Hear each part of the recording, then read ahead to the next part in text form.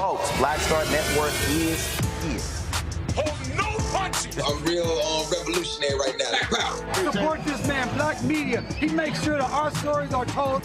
Thank you for being the voice of Black America, Roland. Stay black. I love y'all. All momentum we have now, we have to keep this going. The video looks phenomenal. See, this difference between Black Star Network and Black-owned media and something like CNN. You can't be Black-owned media and be scared. It's time to be smart. Bring your eyeballs home. You dig?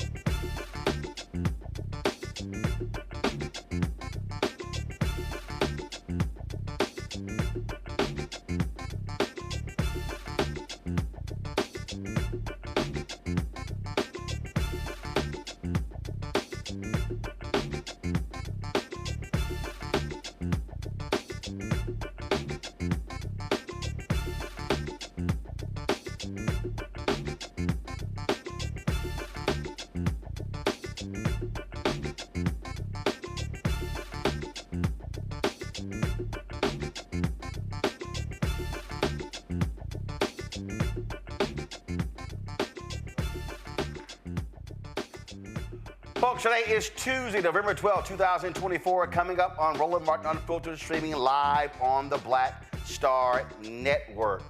Oh, wokeism, identity politics, economic anxiety. Democrats' Monday morning quarterbacking as to why they lost the presidency in several U.S. Senate seats. I'll talk with Cliff Albright, co-founder of Black Voters Matter, on how this is a desperate attempt by white Democrats to frankly throw black people under the bus. Vice President Kamala Harris returns to the White House and is greeted with enthusiastic applause by White House staffers. In New York, the judge in Donald Trump's hush money trial is delaying his sentencing for another couple of weeks. Also, a Louisiana judge says the state's law mandating each classroom display the 10 Commandments, well, it's unconstitutional. We'll talk about that and more. It's time to bring the funk. I'm Roland Martin Unfiltered. On the Black Star Network, let's go. He's got it. Whatever the miss, he's on it. Whatever it is, he's got the scoop, the fact, the find. And when it breaks, he's right on time and it's rolling. Best believe he's knowing. Putting it down from sports to news to politics. With entertainment just for kicks, he's rolling. It's on go, roll, y'all. It's Roland Martin, rolling with Roland now. He's funk, he's fresh, he's real, the best, you know he's Roland Martin now.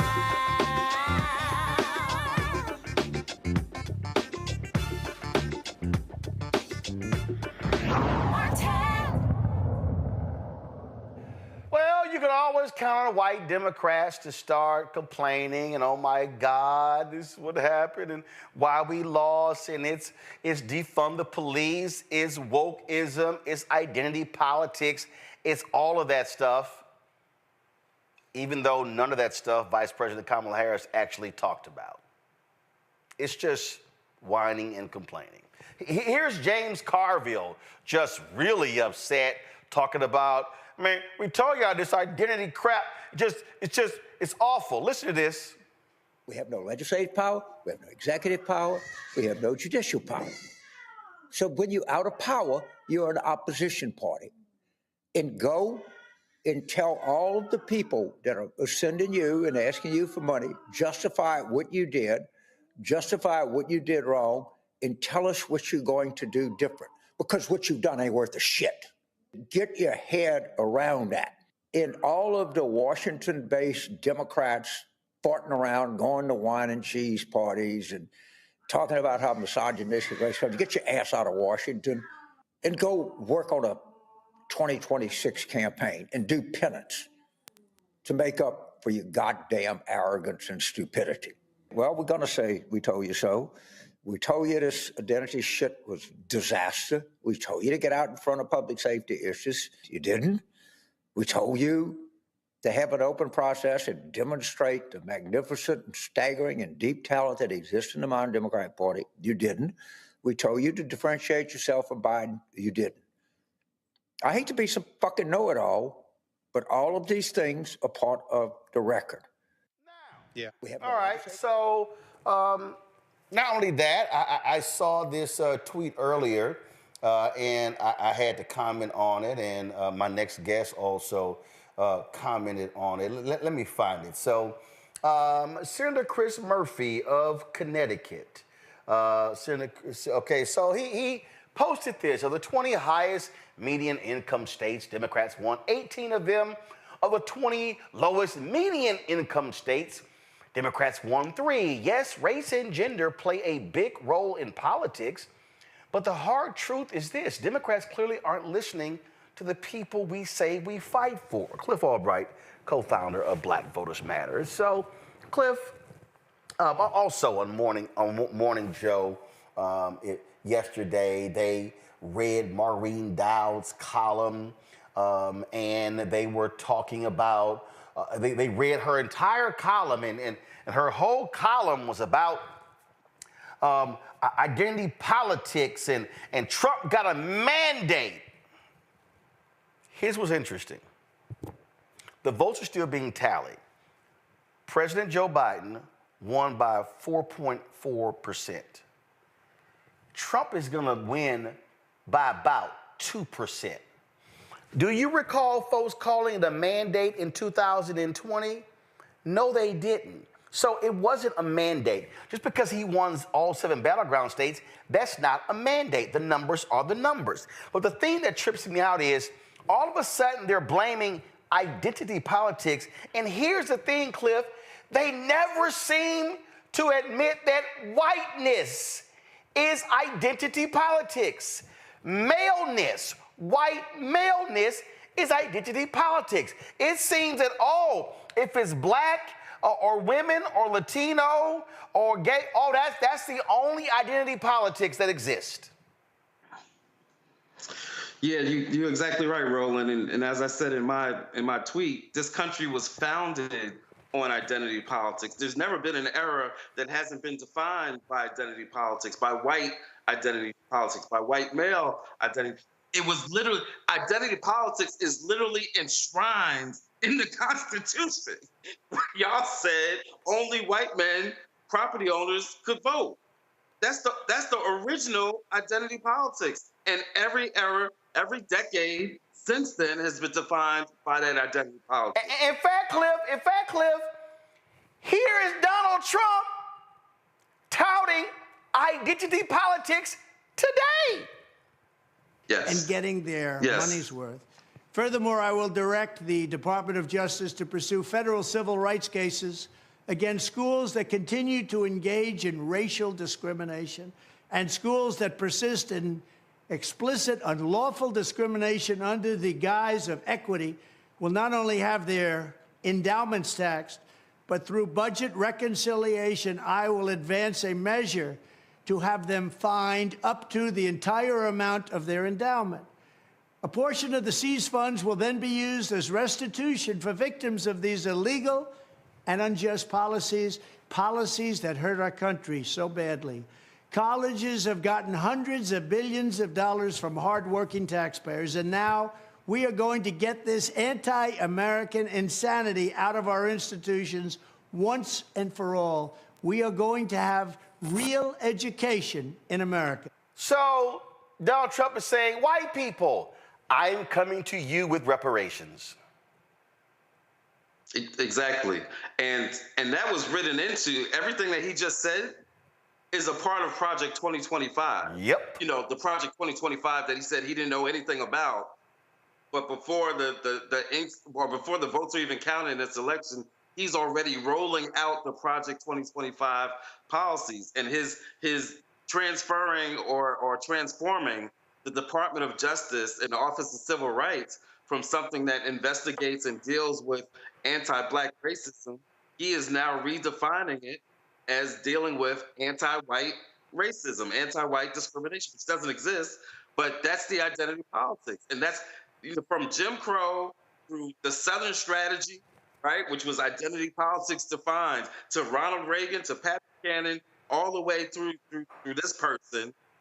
That's all they do is identity politics. In fact, even the economic anxiety argument is really another form of identity politics, because when they talk about the working class and economic anxiety, they're only talking about the white working class, as if Black folks ain't working class. That's identity politics. It's all this country knows. And so now they say, we need to get away from these things. We don't need to be talking about these things. And so let's not, we should be talking to the individual. Let's go to that Chris Murphy tweet, because he talks about, how we're losing the folks at the bottom. Okay, there's a slight problem here, Cliff. If I looked up right now and I said, let's see, the 20 lowest medium income states. Let me just, because I tweeted this to Chris and I said, okay, you know what? Can you tell me exactly what those states are? Right. And if we looked at medium income by state, what we would realize, so let's see, the poorest states by medium income. Okay, so here we go. All right, y'all. Here are the poorest states by median income. Number one is Mississippi. Red state. Number two, West Virginia. Red state. Number three, Arkansas. Red state. So that's just three. I'm gonna pull up the other ones. Here's why I want to do that. So if we go by Chris Murphy's perspective, then Republican policies, if they were so amazing, if they were so great, if they spoke to the working class, then those wouldn't be the bottom three brokest states in the union. It would be nirvana. It would be amazing. It would be lovely economically. Folks would be flocking to Mississippi, West Virginia, and Arkansas to live and do business because it's so great. Those people, clearly, Cliff, are voting against their economic interest. Right. And what's so interesting is, you've got all these red states, and as you listed them all out, or some of them out, and if these people are so economically anxious, you would think that they would vote out the people that have been running their states for decades, not for 1 or 2 years, but for decades. In fact, last year in Mississippi's election, you had a Democratic candidate that was just talking about economics, talking about getting rid of the tax on food, which Mississippi's is the highest, right? Talking about expanding Medicaid in their state, talking about those bread and butter issues that they're trying to convince us that these folks are so economically anxious about. And he couldn't win. Because at the end of the day, in those states that Chris Murphy's talking about, the white folks there are okay with being poor, as long as the black folks are more poor, right? As long as they've got some other folk that they can look on to as being above them or pointing out and saying that they're the problem, they're okay with that. So this ain't about economic anxiety, or those states would look differently. In fact, Cliff, here's the bottom 10 states. Mississippi, Arkansas, West Virginia, Louisiana, Alabama, Oklahoma, South Carolina, New Mexico, South Dakota, Kentucky. Of those 10, only one is a blue state, which Vice President Kamala Harris won, which Democrats typically win. That is New Mexico. So I'm trying to understand what exactly is Senator Chris Murphy, is James Carville, is Maureen Dowd, is Joe Scarborough, Mika Brzezinski, all of these people who keep talking about Senator Bernie Sanders. I really want them to explain to me how they are going to talk to the people in 9 of these 10 states to say, hey, you should be listening to Democrats. There's nothing to say, because what Howard Dean said in 2004 still applies. The Republicans talk to these people about culture, about God, gays, and guns. Republicans ran $135 million worth of ads about Vice President Kamala Harris and transgender surgeries for illegal immigrants in prison. Even though the policy came together under Donald Trump, he was in the White Office. He was in the Oval Office. I call it the White Office because historically has been the White Office. But this is the reality. So I'm just trying to understand what is the conversation that Democrats can have with all of these red states that continue to be broke, to be poor, to be illiterate, and have the worst health outcomes. Yeah.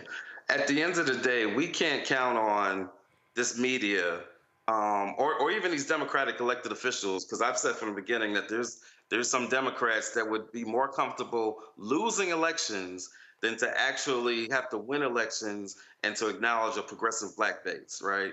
But we can't count on the media, especially, to get this analysis right of this election any more than when there's a police shooting that you can count on the police department to do the investigation.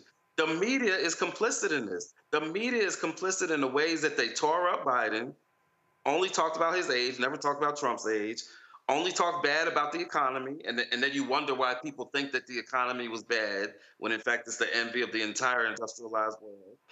But all they did, and then now we're supposed to trust them to do this analysis, talk about economic anxiety. They can't do it because to talk about a real analysis that really talks about the issues of race and misogyny forces them to deal with themselves. And just like the police department is not going to investigate themselves that way, this media is not going to investigate themselves that way. So we can't count on them. So we got all these bad think pieces that are out there. Just like I can't count on them even for these exit polls.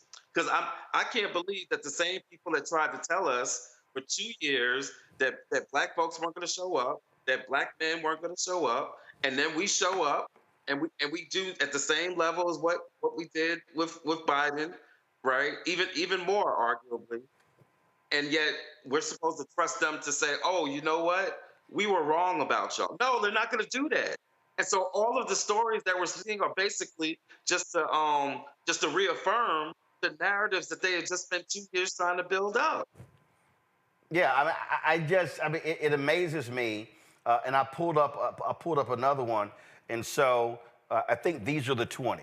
So Mississippi red, West Virginia red, Louisiana red, Arkansas red, that's 4, Alabama red, that's 5, New Mexico, Kentucky red, Oklahoma red, South Carolina red, Tennessee red, Missouri red, North Carolina red, Ohio red, Indiana red, Florida red. I'm absolutely confused. What is the conversation? And here's the other thing. Here's what I want to know. Okay, James Carville, you said, this defund shit. Biden and Harris gave more money to the cops. They actually did more. I'm sorry. Do you recall hearing Biden or Harris talk about defund the police? I didn't hear that. I didn't hear that in any Senate race. So let's see here. They're latching on. Then, these Democrats need to get out of these parties in D.C. How about you, James? How about you get out of your crypt? How about you get out of your crypt and realize what's actually happening out here? How about you realize that no matter how much truthful information was shared, people decided, you know what? I like the lie. I saw the Scott Pelley 60 Minutes interview. I saw a clip, and this woman, Scott Pelley told her how the election was, he was talking to her about the election, and I don't feel better. My wages didn't go up. Not. He's telling her, in fact, here it is. Listen to this. 7:30 we opened, 7:30 to 10. Yeah. Roz Werkheiser was a waitress 25 years ago. Now she runs the place. My mother used to always say, gotta vote Democrat, they're for the poor people. You grew up in a Democratic household? Yes. But you just voted for Donald Trump? Yes. Inflation is down by more than half. Interest rates are falling, mortgage rates are falling, wages are going up. Are you not feeling that? I don't feel it. No, I don't feel it. I don't feel it at all. Everybody I talked to, nobody's wages went up. But we had 4 years of this. 4 years. Gas was super high. Yes, it just went down now, but the past 3.5 years it was up. Okay. So she said gas was up. Okay. But see, again, this is the folks who, the last 4 years, it was up. There was a thing called COVID in 2020. There was a thing called COVID in 2021. And we were still impacted by COVID in 2022. So you weren't gonna be paying $1.50 for gas because people weren't going anywhere. So again, like you sit here and you go, what the hell are y'all talking about? You were coming out of COVID. There's a survey that was done recently that shows that people who identified correctly objective statements about the nature of the economy, the nature of the country, basic issues like immigration, like people who are able to identify that immigration has actually gone down over the past year and a half. People who are able to identify that inflation is actually pretty low. Yeah, I got the graphic right here. Keep going. Yeah, people that were able to identify these basic facts overwhelmingly voted for Kamala Harris. People who did not know these basic facts, they voted for Trump, right? So there is a basic problem with just the nature of like facts and information, and that's a real problem, right?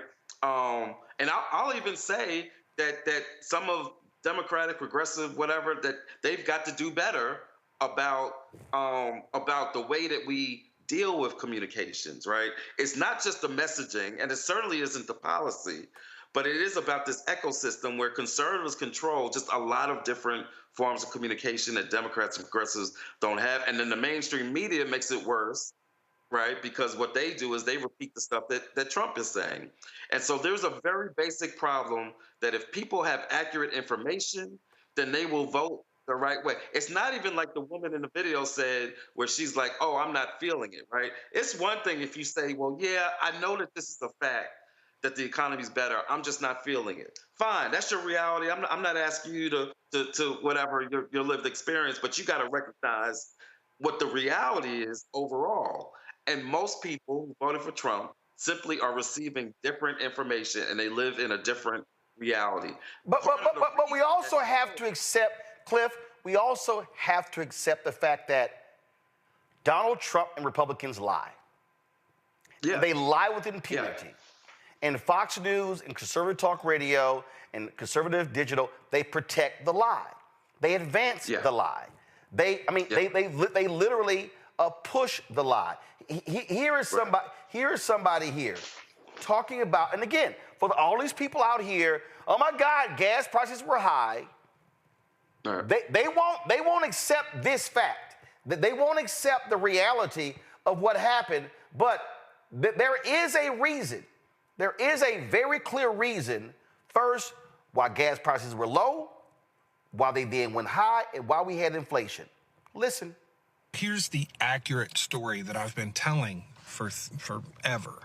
Saudi Arabia and Russia hatched a plan to con Donald Trump into signing a huge production cut deal. And they actually did this before COVID.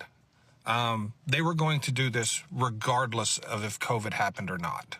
Understand that Vladimir Putin and MBS are tight. They're very close friends. They're very close allies. Why in the world would they get in the middle of an oil price war? If not but for to get Donald Trump to the table. So COVID happened. They started the oil price war. Oil went negative. That's the zero line. So that's how far below zero it was. And they got what they wanted. They got Donald Trump to come to the table. You see, they needed his blessing because he had been threatening Saudi Arabia his entire presidency if they didn't continue increasing oil production. But they knew if they showed him a little favor, they knew if they talked to him the right way, they could pretty much convince him to do anything because it's Donald Trump. So he agreed to the OPEC 2020 deal, a 2-year production cut of 10%.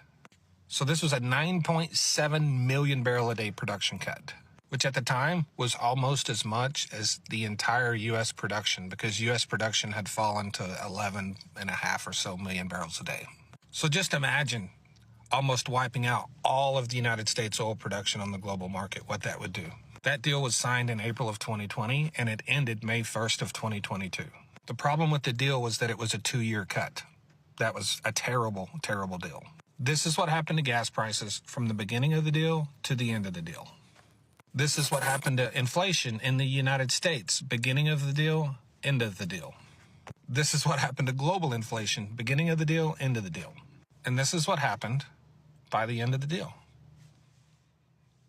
Saudi Aramco became the most valuable company to ever exist. And somewhere in there was a deal for Jared Kushner to get $2 billion. That is the accurate and correct depiction of the events. Because half the podcasts in the country right now are getting it wrong. So don't just share this. Share it with the right people. Those people running those podcasts, people in the media. That way they can deliver the correct information. Thanks. Here's Cliff. I mean, it happened. Yep. And that's the point that I was trying to get to with that graph, and you are absolutely right by saying that people will believe the lie. So the reason that you've got this false information and people being disconnected from reality is because at the end of the day, they don't want to hear what that white brother just said when they can listen to the white racist that'll just tell them that the reason that they're in their situation is because of these black folks, it's because of these immigrants, it's because of whatever, it's because of LGBT, all of that stuff. At the end of the day, it all comes back to the racism and the misogyny. It's the same way that people, by white folks, poor white folks in Kentucky, hate Obamacare. They hate Obamacare, right? Don't talk to them about Obamacare, but talk to them about, what's it called, the Kentucky Connect or Commonwealth, whatever they call it, and they love it. They're like, don't touch my health care. I don't like Obama, he's a socialist, but don't touch my Kentucky whatever, because as long as it's not attached to Obama, as long as it's not attached to Kamala, as long as it's not attached to some black woman, and they can instead associate with the white supremacists, then they're all good. And that's the hard truth that this country has never been ready to deal with. The last thing I'm gonna say on the identity politics thing, and you touched on it, and this is, again, the problem with the media and the problem with these weak Democrats, is they let Trump go out there and define the conversation. Nobody was running on identity politics. Kamala didn't even talk about being the first black South Asian woman. She didn't talk. In fact, if not for Trump questioning her blackness, and then crazy old Dana Bash and whoever it was asking her about it in an interview, there would have been no discussion of her identity. There would have been no discussion of somebody running as an LGBT or as a trans person, right? But they run on that, and then after the fact, Democrats want to accuse Kamala and others of running on, in Carville's example, of running on identity. Wasn't nobody running on identity politics except for Trump. But y'all take the bait, and y'all let him define it, and then you try to say this is what she was running on. And again, this isn't to say that the campaign was perfect, right? We've got our own critiques of the campaign and the financing and how much investment was put on the ground and all that. Fine. But at the end of the day, that's not what defined this election. The same thing that defined this election is what defined the election of 2016, what almost defined the election of 2020.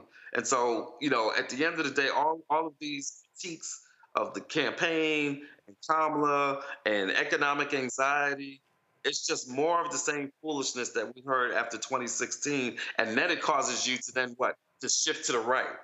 And then that creates the self-fulfilling prophecy of now you run away from the policies that were actually successful because you're trying to be like these other folks. And in running away, you've now made it more likely that more of the base is going to look at you like you're full of crap, because you are. Well, that's why I'm still laughing. I was going back and forth with some people today. They kept talking about, Bernie got sandbagged in 2016, and Torun Walker was tweeting, talking about, I went to HBCU campuses, and he had tremendous audiences there. And I said, he couldn't get black votes. Then Breonna Gray, she was like, the poll, she was polling better among black voters than Kamala. I said, baby, Gallego was supposed to win by 8 to 10 points in Arizona and barely won. I said, don't show me no polls, show me votes. And so, again, these people are stuck in this alternate universe where they think, Bernie was super progressive. This is real clear. If Bernie Sanders were the nominee, Bernie Sanders would have been $100 million in ads calling him a communist, calling him a socialist, and they would have had, and here's the deal, they called Joe Biden that. See, and that's the thing that these Democrats like Carville and Chris Murphy don't understand. It doesn't matter what your voting record is. They're going to call you a communist and a socialist. Tim Walz was a gun-loving, hunting, middle of the country Democrat, and they called him weak, impotent. They call him every name in the book. that's what they're going to do. And so the reality is, what you can't do is allow it to go under. The Harris campaign, I was told this.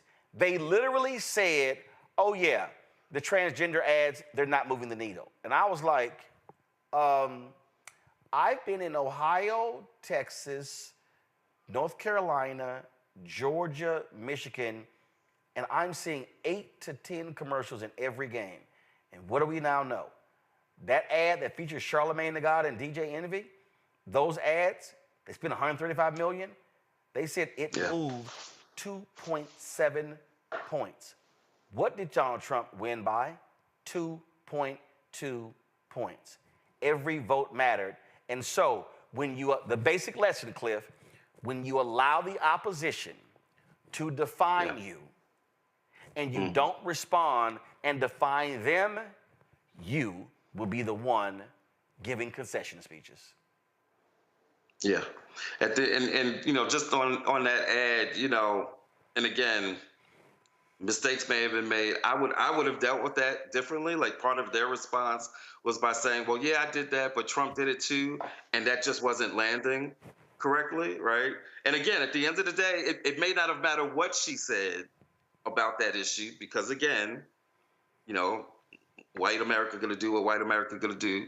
But I would have dealt with it differently, you know, by trying to pivot and saying, at the end of the day, it's not trans people that are shooting up your schools. It's not trans people that are causing your prices to be high, your housing to be high. It's not trans people that were denying you health care before we had Obamacare. It's not, you know, trans people doing all these things, and just reverse it and bring it back to the issue that you really want to talk about. But let me say this thing, because you mentioned Gallegos and, you know, these Senate, and there's a lot out there about why some of the Dem candidates did better than Kamala Harris did. And, you know, the challenging thing is, and I've said this before, the math ain't math. It's not so much that Democratic voters were voting for those candidates and then not voting for Kamala. The real disparity is in the fact that Trump got a whole bunch of hundreds of thousands of votes from people who only voted for him and evidently didn't vote for anything else on down ballot, right? Which is a statistical anomaly, right? And I think when you look at that anomaly, when you look at the fact that this is a man who has cheated on everything in his entire life, cheats on his wife, cheated in school, cheated on taxes, cheated with his businesses, cheats on the golf, cheats on everything in his life. But we are supposed to assume that in an election that's going to define his legal jeopardy, that he just decided, oh, I'm gonna just play it up straight, right? And then on top of that, you throw in the fact that what we know, again, this is objective reality, that machines were tampered with in Georgia and in other states by his campaign. It's a part of the Georgia prosecution. At the end of the day, I'm not saying what definitely happened, but I'm saying what definitely needs to happen is that there needs to be some counts and some audits. And this is not sounding like MAGA of 2020, where they were just making up stuff out of nowhere. These are objective facts of things that existed in this election, not to mention 67 bomb threats, and the media has said nothing about it. Mm-hmm. Like, you would think that if there are 67 bomb threats that the FBI has linked to Russia, you would think that there should be some discussion about that. But it's been crickets from our media, because they just wanted to move on to blaming Black folks and talk about economic anxiety. So my point is this, that I believe, Cliff Albright talking, not necessarily my organization, that we've got to have an accounting, a complete accounting selection, because there are too many things that, just statistically speaking, we've never seen. And with this candidate, when you take something that you've never seen before and you mix it up in there with Elon Musk and Putin and everything else that we know, there's some questions that got to be asked. And that's not conspiracy theory. That's just common sense. All right. Cliff Albright, we appreciate it, man. Thanks a lot. All right. Folks, going to go to a break. We come back. My panel will weigh in on this. Folks, while you're watching, do this. Support this particular show, folks. We have figured out our workaround with Cash App, so do this here. Use this QR code with Stripe. Just point your phone to the screen there. And then if you want to donate via Cash App, you can do so right here. Everybody who gives during the show on all platforms, I'm going to give you a shout out. Well, except the checks in the money order, obviously. So if you wanted to give via Cash App, this is the QR code to use. Also, send your check and money order to P.O. Box 57196, Washington, D.C. 20037-0196. PayPal is rmartinunfiltered. Venmo is rmunfiltered. Zelle, Roland at RolandSMartin.com. Roland at RolandMartinUnfiltered.com. We'll be right back. Pull up a chair. Take your seat. The Black Tape with me, Dr. Greg Carr, here on the Black Star Network. Every week, we'll take a deeper dive into the world we're living in. Join the conversation only on the Black Star Network. Hi, I'm Dr. Jackie Hood Martin, and I have a question for you. Ever feel as if your life is teetering and the weight and pressure of the world is consistently on your shoulders? Well, let me tell you, living a balanced life isn't easy. Join me each Tuesday on Black Star Network for A Balanced Life with Dr. Jackie. We'll laugh together, cry together, pull ourselves together, and cheer each other on. So join me for new shows each Tuesday on Black Star Network, A Balanced Life with Dr. Jackie.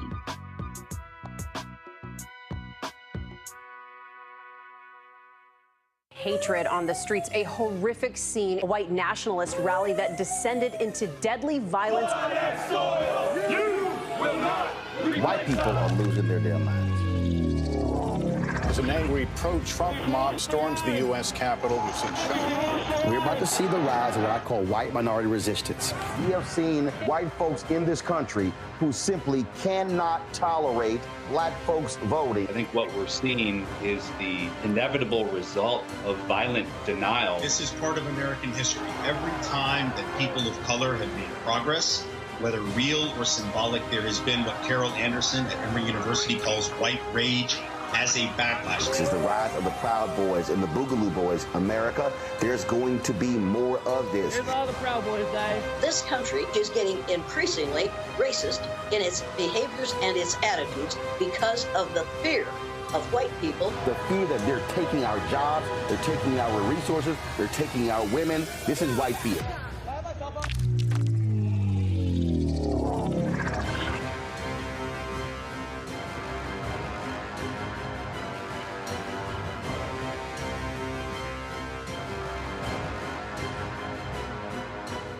What's good, y'all? This is Doug E. Fresh, and you're watching my brother Roland Martin Unfiltered as we go a little something like this. Hit it.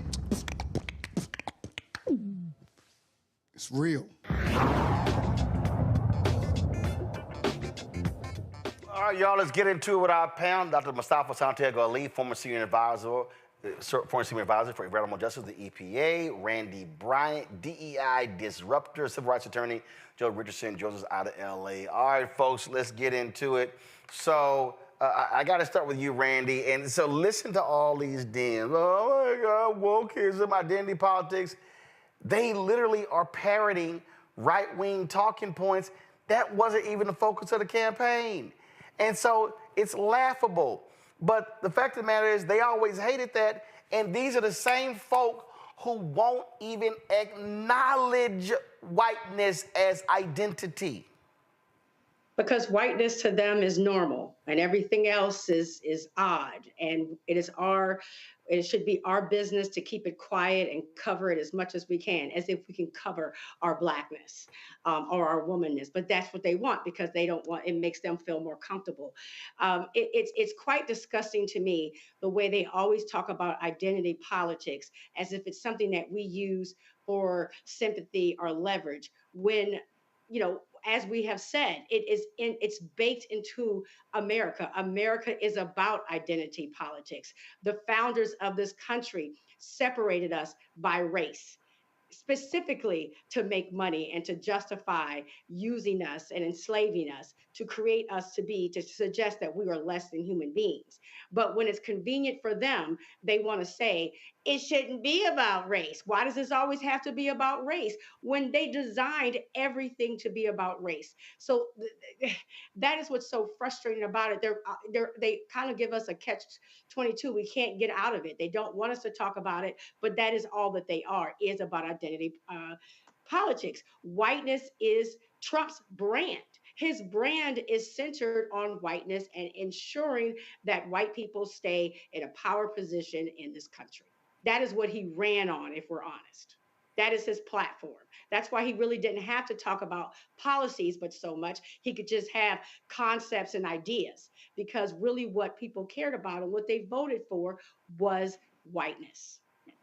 You know, the thing that I'm laughing at right here, Mustafa, is that was a segment.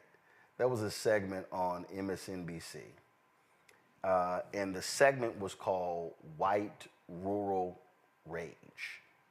And the segment talked about, and here was the headline: White Rural Rage looks at the most likely group to abandon democratic norms. So this was an actual book on Morning Joe. So I'm laughing that Joe and Mika would sit here and read a Maureen Dowd column from beginning to end and act like they didn't have this conversation. And in fact, like, they literally had this whole discussion about Trump's hold over rural voters. Just play a little bit of this, y'all. Let's see here. Here we go. Serve because he claimed he had bone spurs in his little feet. So why is it that Trump appeals so much to a group he couldn't be more different from? Joining us now, Professor of Political Science at the University of Maryland, Baltimore County, Tom Schaller, and journalist and opinion writer Paul Waldman. Their new book, out tomorrow, is entitled White Rural Rage, the Threat to American Democracy. And Tom, we'll start with you. Why are white rural voters a threat to democracy at this point? You would think, as we pointed out, looking at Joe Biden's background and Donald Trump's, that the opposite would be true. I mean, we lay out the fourfold interconnected threat that white rural voters pose to the country. First of all, and we show 30 polls and national studies to demonstrate this, so we provide the receipts in Chapter 6. They're the most racist, xenophobic, anti-immigrant, and anti-gay geodemographic group in the country. Second, they're the most conspiracist group. QAnon support and subscribers, election denialism, COVID denialism and scientific skepticism, Obama birtherism. Third, anti-democratic sentiments. They don't believe in an independent press, free speech. They're most likely to say the president should be able to act unilaterally without any checks from Congress or the courts or the bureaucracy. They're also the most strongly white nationalist and white Christian nationalists. And fourth, they are most likely to excuse or justify violence as an acceptable alternative to peaceful public discourse. So you mentioned a lot of So, Mustafa, is that identity politics? Well, it's definitely identity politics, and I guess they also read your book and decided to take the title and a number of other things. Yeah, but I haven't been called to come on Morning Joe to talk about my book, White Fear. Right, exactly. Well, there's a reason for that too. So let's unpack a little bit of this. Yep. So you got to understand the psychological manipulation that often goes on. So when you're dealing with folks who maybe are not inside of these beltways, the information that they're continually fed is negativity. It is always about somebody else is coming to take what little bit you already have, and you have to defend that. You got to also understand, it was months and months ago on this show, I talked about PSYOPs. I brought it into our conversation because I started to see how people were utilizing the things that have been done in the military context, and they overlaid that into how do you manipulate a population.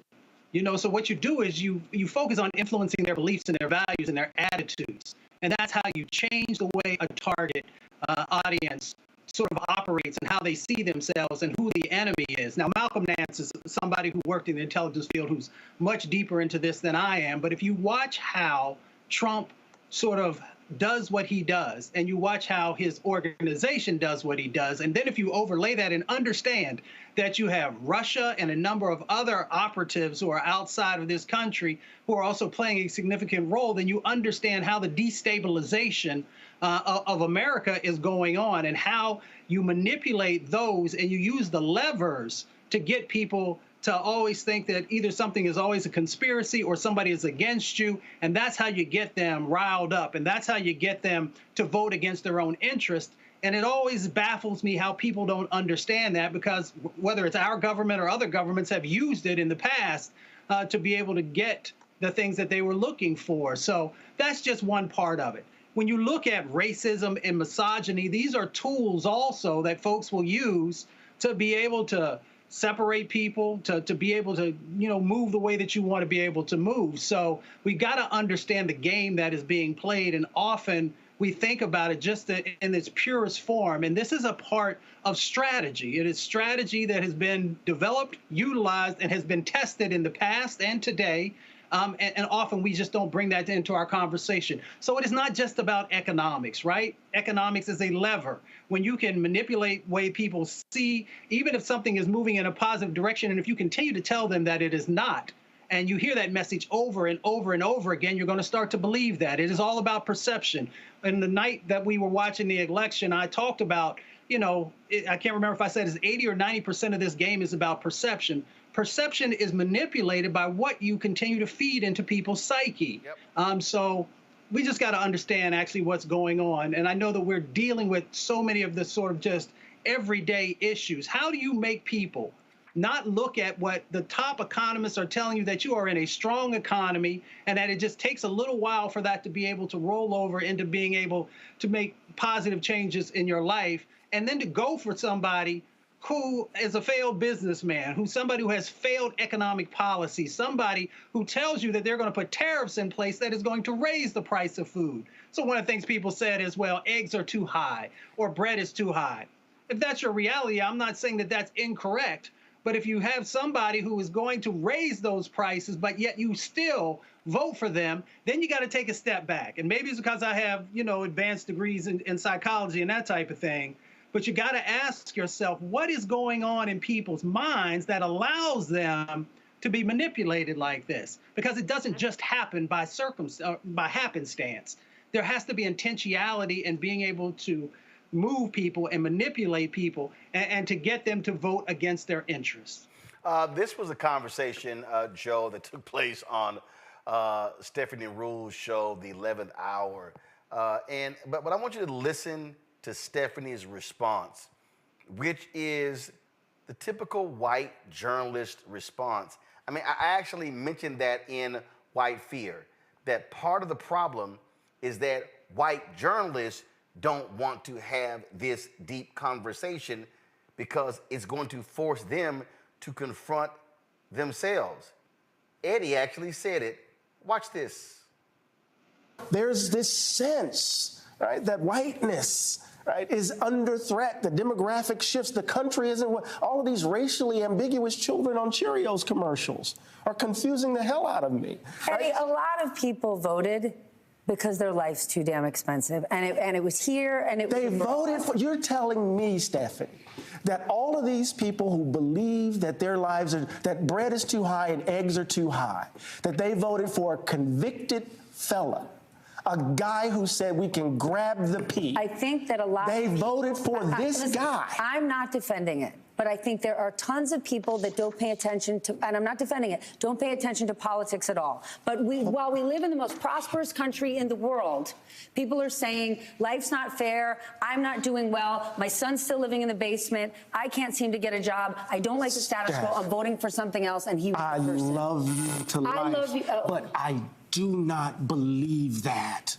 I cannot believe that. And the reason I think you believe it is because you don't want to believe that that's what's really motivating them. It's always the case. People don't want to believe what the country actually is, because if they believe it, they're going to have to confront what's in them. I don't believe that. They voted for a crook, a person who they know is stealing from just doing everything to undermine the so-called country that they love. And then they're telling us the BS that it's economics. We know. You don't want to have to confront it because you don't want to say that's why they voted for him. Joe, go ahead. I've said that before, that if you had a terrible disease but it was undiagnosed, would you still have the disease? You absolutely would have the disease. But what it also means is if it's undiagnosed, that means that you're not going to deal with it, right? And so the disease is going to take and have its effect. That's what we have now going on. There's many people out there that through their reporting, through their journalism, through their lives, through their prioritization of this or that and the other thing, they seek to embrace whiteness. And whether they want to or not, and even if they're very well-intentioned and they don't realize it, they still have to be accountable for the fact that this is not going to be dealt with unless and until you recognize that the disease is there. And so until you do that, what you do is you accuse Black people who Democrats don't win elections without and usually win elections because of. You accuse them of identity politics. You accuse Kamala Harris of wokeism, even though she stayed about as far away from wokeism and from identity politics as she could possibly have done. As a matter of fact, at the same time, she was damned if she did and damned if she didn't, because a bunch of folks were like, she really should have solidified her base and stopped trying to cater to Republican moderates and should have, supported these folks well and talked about their issues. So you've got two people both pointing at Black folks, right? Both pointing at Kamala Harris for different reasons, accusing her of things that she didn't do. And that helps you to change the subject. If you don't like what's going on, that's what you normally do. You change the subject. You change the subject to all of these things that she went out of her way to actually avoid during the campaign. And meanwhile, you don't deal with the issue at hand, actually facing the notion that we have a problem because we are based, created, and we function on identity politics. But when they do it, it's okay. But when we do it, or when we're accused of doing it, we are the reason, therefore, that an entire election is lost. But the fact of the matter is, we're the reason why elections get won. We're the most consistent Black women and then Black men. We are the most consistent supporters of the Democratic Party. And if they're not careful, and people buy too much of what James Carville's saying, it's been a long time since James Carville won in the elections, with all due respect to him. If we buy into that, if they buy into it, we buy into that so much, they buy into that so much, maybe we can just, we might decide to pull back, and then we'll see what the Democrats do then. And I'm not sure that they want that. Randy, I wrote this, the next agenda for white America. White fear isn't just revealed through the talking heads on conservative cable networks. The silence and indifference of liberal white America is just as destructive as any gunslinging, Confederate flag-waving conservative. While the economic or societal implications of a more diverse America may not pose an immediate threat to the average white liberal, the force of white fear will certainly rear its head when their liberal agenda feels challenged. Here's a perfect example. I had sent this book to a network, a network president, but also a network host. The host called me, and the host said, I would love to get you on my show, but my white producers don't like the title. Mm-hmm. I have never said to any producer, yeah, don't book that person because I don't like the title of their book. The white producers did not like the fact that I said white fear, how the browning of America is making white folks lose their minds. I used the cover art of January 6th. Y'all can pull up the white fear graphic. I purposely used the photo of January 6th because here's a white man with his arms outstretched, and what this symbolized to me is all this is ours. Why were they angry in that day? Because of Donald Trump kept saying that he was cheated in Atlanta, Philadelphia, Milwaukee, and Detroit. And so the reality is that we are in this space right now Because again, white media does not want to have a real honest conversation. All of these, Scott Pelley going to Pennsylvania, CNN going to talk to Latino voters in Atlanta. Here's the challenge. I would love to see ABC, NBC, CBS, CNN, MSNBC. We know Fox News not going to do it because they ain't got no problem talking to the racists. I would love to see these networks send people. Take that list Chris Murphy said.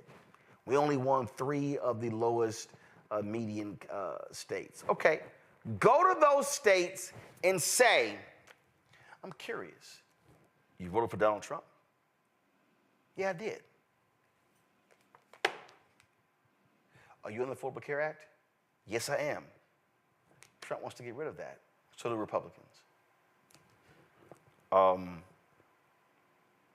Are you hopeful that with his tax cuts, companies are going to put more money into the pockets of workers than their own? Oh, yeah, Scott. I absolutely want that. Do you realize that when he gave them the last tax cut, they used it for stock buybacks? Do you own stock? No, Scott, I don't own stock. Okay. Are you aware that? Please tell me about the education in your state. Oh, we got an awful education system. Your state ranks 47th, 48th, 49th, or 50th in the country. Are you aware that Donald Trump wants to get rid of the Department of Education? No, I wasn't aware of that. So please tell me, you want your wages to go up, you want better health care, you want a better education system, and you've voted for U.S. senators and president who hasn't improved any of that. What are you doing? You notice, Randy, not a single network will do that. Right. The primary reason that I became the DEI disruptor, honestly, was because, I'm traveling, I'm working with all these major companies. Of course, mainly there are white people who are hiring me that are in charge. And they were very comfortable when we talked about DEI. What that meant to them, honestly, was LGBTQIA and women, because that's where they were comfortable. They really do not want you to talk about Blackness. In companies, in the government, they do not want to, in media, they don't want to confront Blackness. They don't want to confront our situation in America. They don't want to talk about the history, why we are where we are. And so they avoid it altogether. So the media is not going to do that. The second problem is, and I always feel like the universe puts me in the right places. Left your studio after the election, caught like 1:30 in the morning, caught a plane the next day to go to Alabama to attend Tuskegee's homecoming. And I'm up here in Buc-ee's, the big, I don't know what you would call that thing, but it's like a gas station, convenience store, everything, Walmart. And there it's rural, and there are a lot of white people in there, and they have on these shirts. Like, if you don't like Trump, then they're like these shirts that would be somewhat controversial. And I needed to be there because it helped me to understand how Trump pulled it off again. And what we must say that Trump has done a great job of doing is that he creates this idea of it's us against them. It is a war. And so these people just want their team to win. It is as basic for them as a football game. I'm telling you, they are not thinking about policies. They are not thinking about the economy. They don't care about the Department of Education, the school system. They just want to win, and they want to win their whiteness. And like we said, they want whiteness. Whiteness is more important to them than poverty. And they're fine to be poor as long as they are seen as more powerful than Black people. And so that's the frustrating thing, is because even if we were to say, well, what about this and what about that?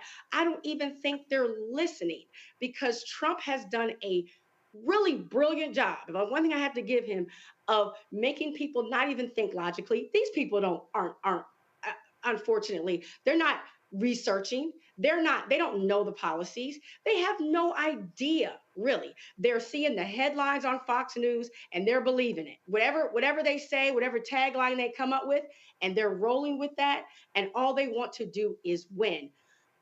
But when winning as we all know, makes them lose and keeps them in a position, or going to make them in a position worse than they are today. But they don't see it.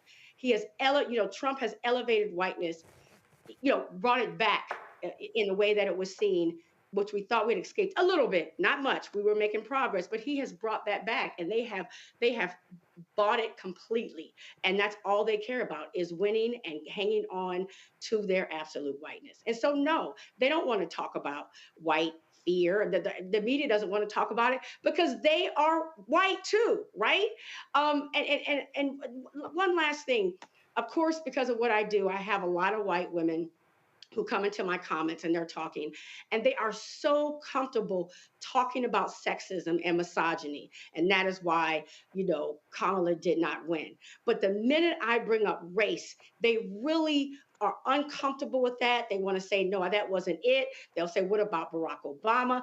And I said, why are you so comfortable looking at sexism and misogyny? But when it comes to race, and I said, if you want, because, Black women have decided we're tired, we're not going to do anything. If you really want to join forces with Black women, you will have to acknowledge our position and what being Black is for us in this country. We're not going to just ride with you in sisterhood because of this sexism and misogyny. They want this whole sisterhood and sister movement, but they have to see what it really is for us. So no, I would say it's a very rare white person who is comfortable dealing with the true issue and history of race in America. Absolutely. So I just love all of these different takes, and they're trying to come up with, oh no, focus on this, focus on that. When they did those things, Biden and Harris literally did those things. Now, you could say they didn't talk about them enough, but they actually did them. So let's see what they say when Trump does it. Gotta go to break. We come back. More on, okay, there we go. More on Roland Martin Unfiltered on the Black Star Network in a moment. Black Star Network is here. Oh, no punch! I'm real revolutionary right now. Thank you for being the voice of Black America. All momentum we have now, we have to keep this going. The video looks phenomenal. See, there's a difference between Black Star Network and Black-owned media and something like CNN. You can't be Black-owned media and be scared. It's time to be smart. Bring your eyeballs home. You dig? When you talk about Blackness and what happens in Black culture, covering these things that matter to us, speaking to our issues and concerns. This is a genuine people-powered movement. There's a lot of stuff that we're not getting. You get it, and you spread the word. We wish to plead our own cause. Too long have others spoken for us. We cannot tell our own story if we can't pay for it. This is about covering us. Invest in Black-owned media. Your dollars matter. We don't have to keep asking them to cover our stuff. So please support us in what we do, folks. We want to hit 2,000 people, $50 this month, raise $100,000. We're behind 100,000, so we want to hit that. Y'all money makes this possible. Checks and money orders go to P.O. Box 57196, Washington, D.C. 20037-0196. PayPal is R Martin Unfiltered. Venmo is RM Unfiltered. Zelle is Roland at RolandSMartin.com.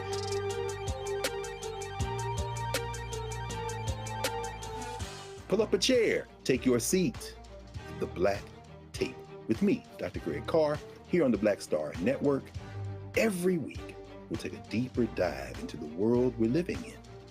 Join the conversation only on the Black Star Network. Hey, yo, what's up? This is Mr. Dalvin right here. What's up? This is KC. Sitting here representing the JODECI, that's Jodeci, right here on Roland Martin Unfiltered.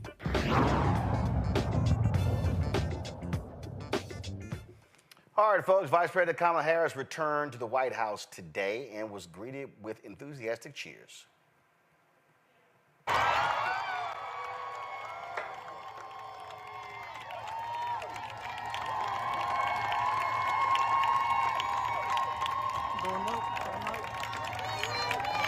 Got your low. Camera crew in the way. Camera. Okay.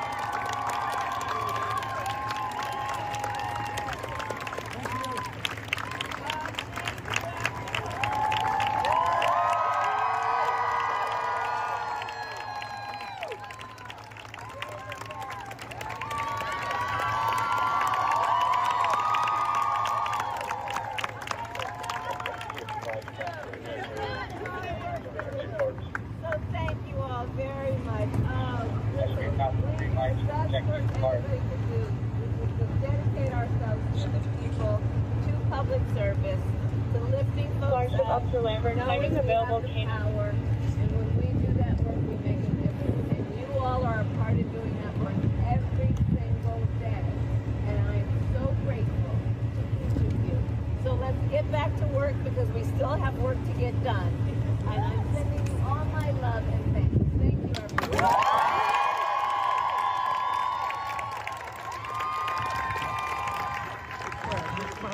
Always difficult when you lose a campaign, but there you have the vice president being very gracious and saying, we got to get back to work. Joe?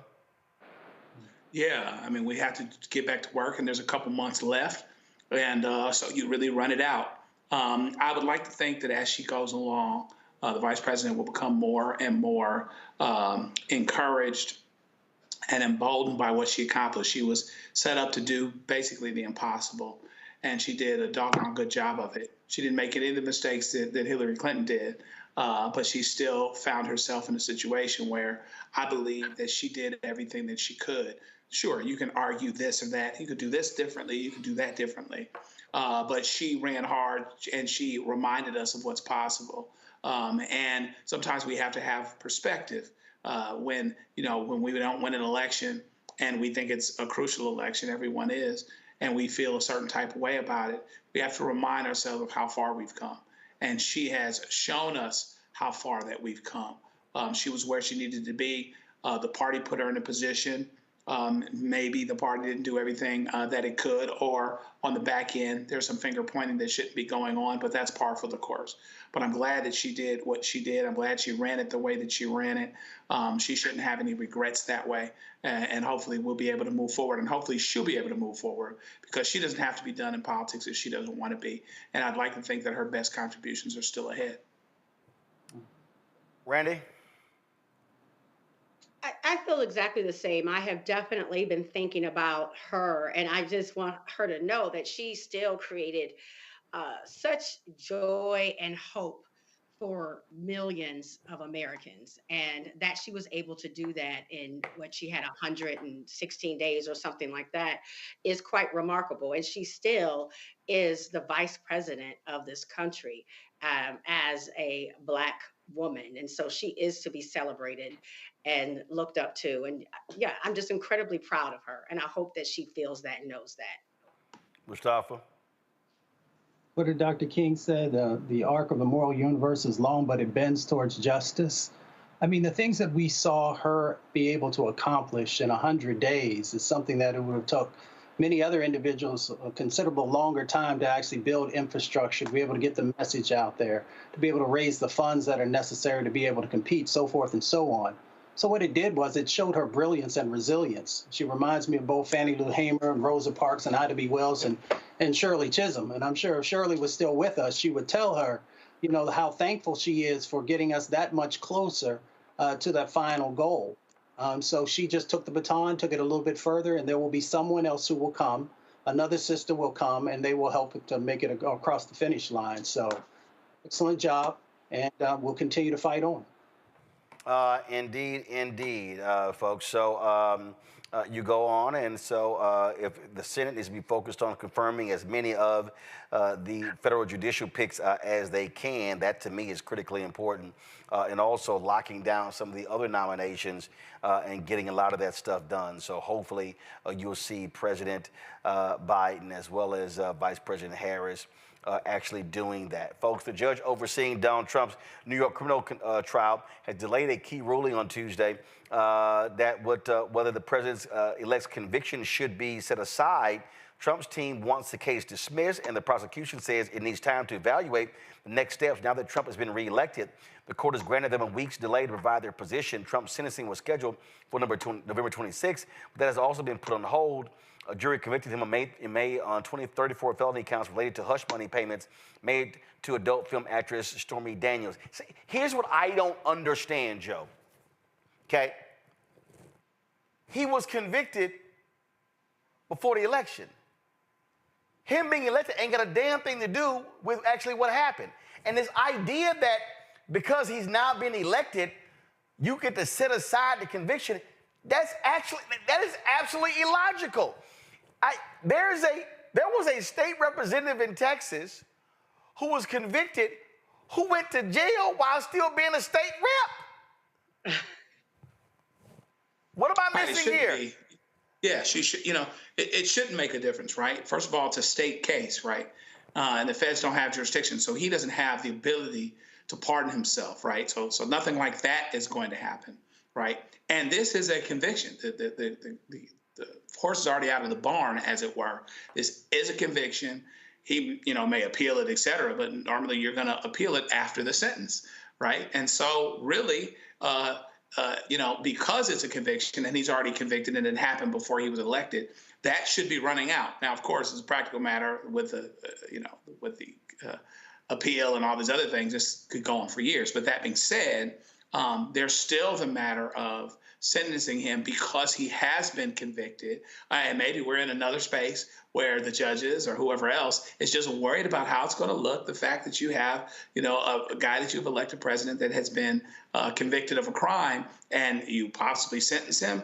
Yeah, he's a convicted criminal. That's what you do. It's not the jury's fault that we're here. It's not the prosecutor's fault that we're here, other than the fact that the prosecutor exercised the discretion to bring a case where they believe that they could get a conviction. And guess what? They got a conviction. Quit undermining. This is another way, whether they want to admit it or not, where we undermine who we are and what we're looking at. Yes, we elected a guy that's been convicted of 34 charges, and he should be sentenced just like anybody else would.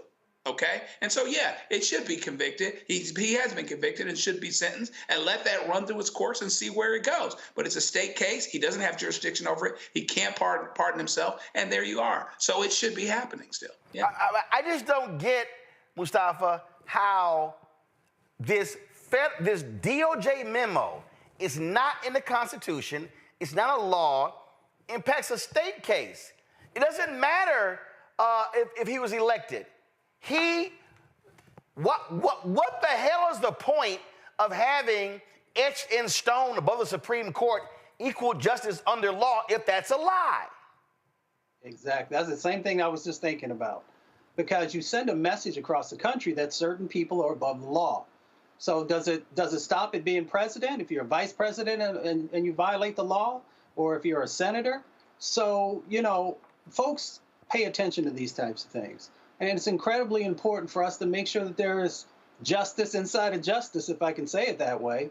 But we know that privilege, and you can put whatever defining words you want in front of that, whether it is wealthy privilege or white privilege or whatever it is, but it comes down to privilege, being able to say that, yeah, you did the time or you did the crime, but you don't have to do the time. And we've got to change that dynamic, because it just sends the wrong message, not only to folks inside of our country, but it sends a message also across the planet about what does democracy look like and what does justice look like inside of that democracy. There literally is nothing, Randy, nothing that says, oh, if you were convicted of a crime and then you got elected, oh, we can just throw the charges out. We can just throw them out. The reality is the judge could sentence him to probation. The sentencing happens before the inauguration. This is bullshit. And also, the Georgia case, that's a state case. It does not matter that he is elected. It does not matter. That case should be adjudicated even though he's been elected. Well, nothing like this was brought up, or because I believe that most of us, when we were dreaming about America, we did not think that we would have a president-elect that was also a felon.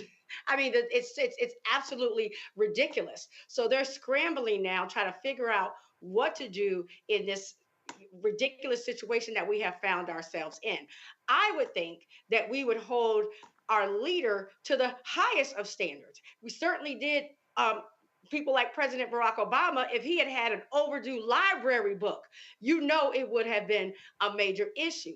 I believe, honestly, that one of the reasons that Trump decided to run again, I think it was to help him with these cases, so he could get essentially immunity, because I believe there was far more that he could fall down under and be accused of, because he's a criminal. right? And so it's quite disgusting. It will be interesting to see how they will try to figure this out and deal with it, because it's an embarrassment to us in front of the entire world that we're trying to figure out what to do with our president-elect as he faces his felonies. I mean, what? I mean, I swear.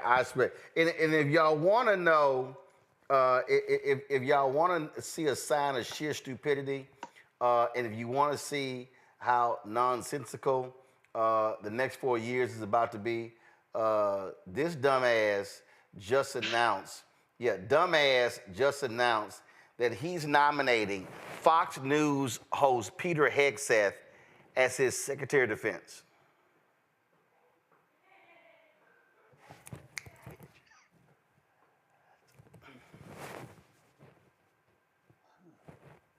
No words.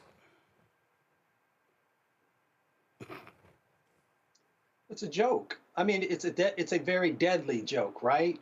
That is a position where you need to have someone who has an extreme amount of experience in that space. So we often laugh at some of these choices that are being made.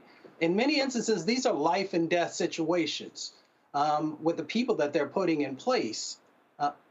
And it's not a laughing matter, even though it is laughable, but it's not a laughing matter because it places us in danger in relationship to all the challenges that are going on across the planet right now.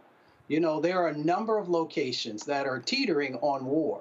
So we need to make sure that we have individuals who are well-versed in what needs to happen in that space. When you put individuals as Secretary of State, and of course, there are just some names that, you know, that a name that is up there now, you need to have individuals who know what they're doing, not just because they kiss the ring.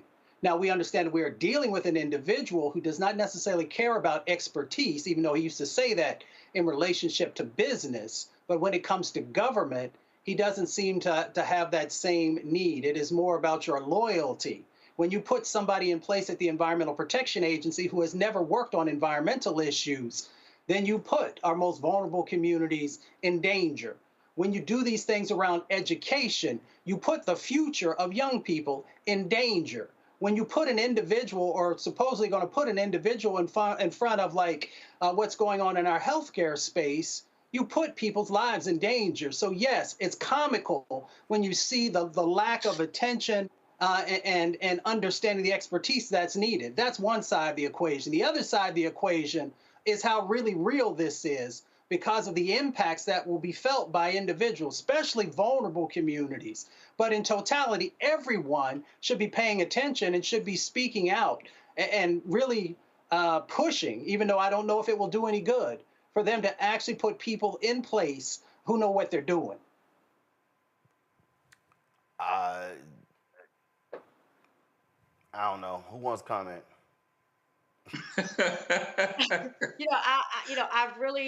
I told myself that I was going to try to block some of this out, but as I've seen the people that he wants to put in place to run this country, I must be honest that I'm quite terrified. I don't know if people saw Mark Rubio's comments about, what was going to happen, his position in Gaza and deportation and then who's the czar that he's going to put in charge of the mass deportations that are going to happen, which are somewhat unrealistic as far as this even the cost that it's going to be, and then, his announcement about, DEI today, of course, has me spinning, where he is just essentially saying that, when I heard essentially what he said is that white people are going to get reparations for the discrimination they have faced. Man, Joe? Yeah, this is crazy. This is butt backwards, as some would say. And you cannot do this way and not have it be felt, not have there be ramifications, not have there be consequences related to it. And so what I would hope is that the folks that voted Trump in and that seem to have supported this this return to foolishness, and which will be foolishness 2.0 without the Supreme Court weighing in and saying, no, actually you aren't immune from anything that you do, even if it's a crime, given the decisions that have happened, given them winning the battleground states as a mandate, even though he won by less than half of what Biden won by. You're going to have to own what he ends up doing because he's going to mess some things up.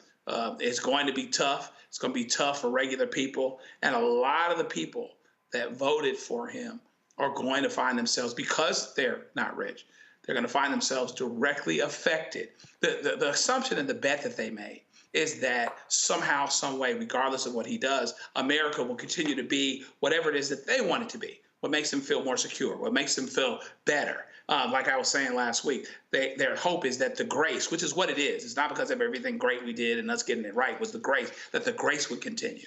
Well, they better be right, because if they have, because if it runs out, we got a serious problem. Listen, y'all get ready for the loonies. And I'm just telling y'all, but this is what happens when people elect stupid people. They pick stupid people. Bring in the clowns. And that's exactly what we're dealing with. We're dealing with really stupid people. Let's go to a break.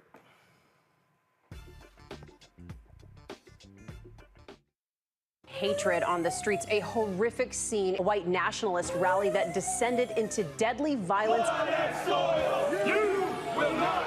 White people are losing their damn minds.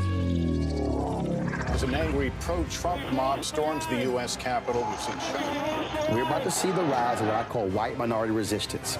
We have seen white folks in this country who simply cannot tolerate black folks voting. I think what we're seeing is the inevitable result of violent denial. This is part of American history. Every time that people of color have made progress, whether real or symbolic, there has been what Carol Anderson at Emory University calls white rage as a backlash. This is the rise of the Proud Boys and the Boogaloo Boys. America, there's going to be more of this. Here's all the Proud Boys, guys. This country is getting increasingly racist in its behaviors and its attitudes because of the fear of white people. The fear that they're taking our jobs, they're taking our resources, they're taking our women. This is white fear.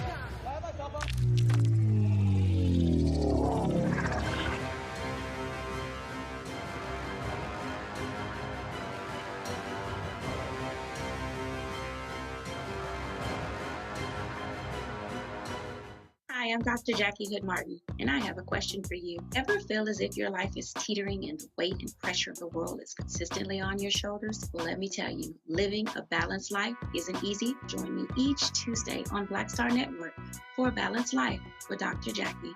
We'll laugh together, cry together, pull ourselves together, and cheer each other on. So join me for new shows each Tuesday on Black Star Network, A Balanced Life with Dr. Jackie.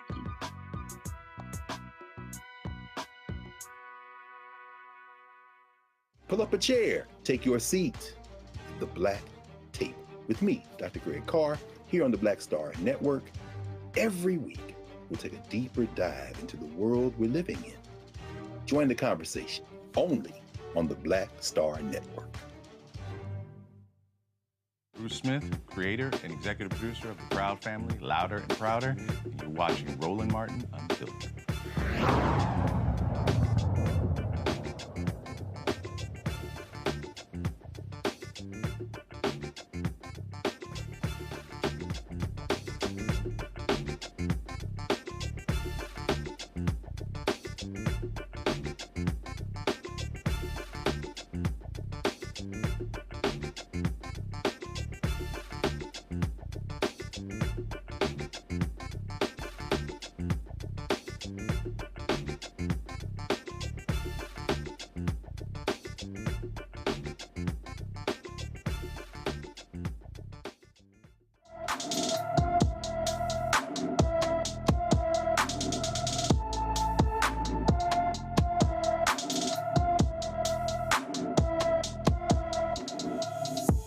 Folks, Donovan Carvalho has been missing from his Orange, California home since July 30th. The 16-year-old is 5 feet 6 inches tall, weighs 130 pounds, with black hair and brown eyes. Anyone with information about Donovan should call the Orange County California Sheriff's Office at 714-647-7000, 714-647-7000. All right, y'all. Well, the craziest in Louisiana have had their unconstitutional law written unconstitutional. So after Jeff Landry, the MAGA Attorney General, was elected, they voted to force every school to place the 10 Commandments in every classroom in the state. Now, forget the fact Louisiana has one of the most horrible education systems. They decided that, you know what, we're going to just force every school to display the 10 Commandments. Federal judge said, no, that ain't going to work. Said that Louisiana officials cannot enforce HB 71. They also must notify the schools that it is unconstitutional. The 177-page ruling, of course, is going to be appealed by Attorney General Liz Morrell. Check this out. Jeff Landry, the governor, says, oh, he can't wait to be sued. Well, guess what? You got sued, and they claim they're going to appeal. Just this, Joe, is... people need to understand really what the goal here is. Republicans want to create a theocracy. They want funding for religious schools. They want this to happen, and they want this to be white Christian nationalism. That's what this is all about. This is why they do things that are specifically against the Constitution, and specifically against established Supreme Court precedent.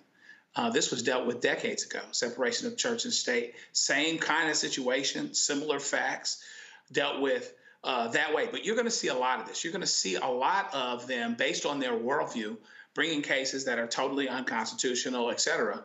But hell, who can blame them? When you know who the Supreme Court is, you want some things to be re-litigated or reconsidered that haven't been for a while.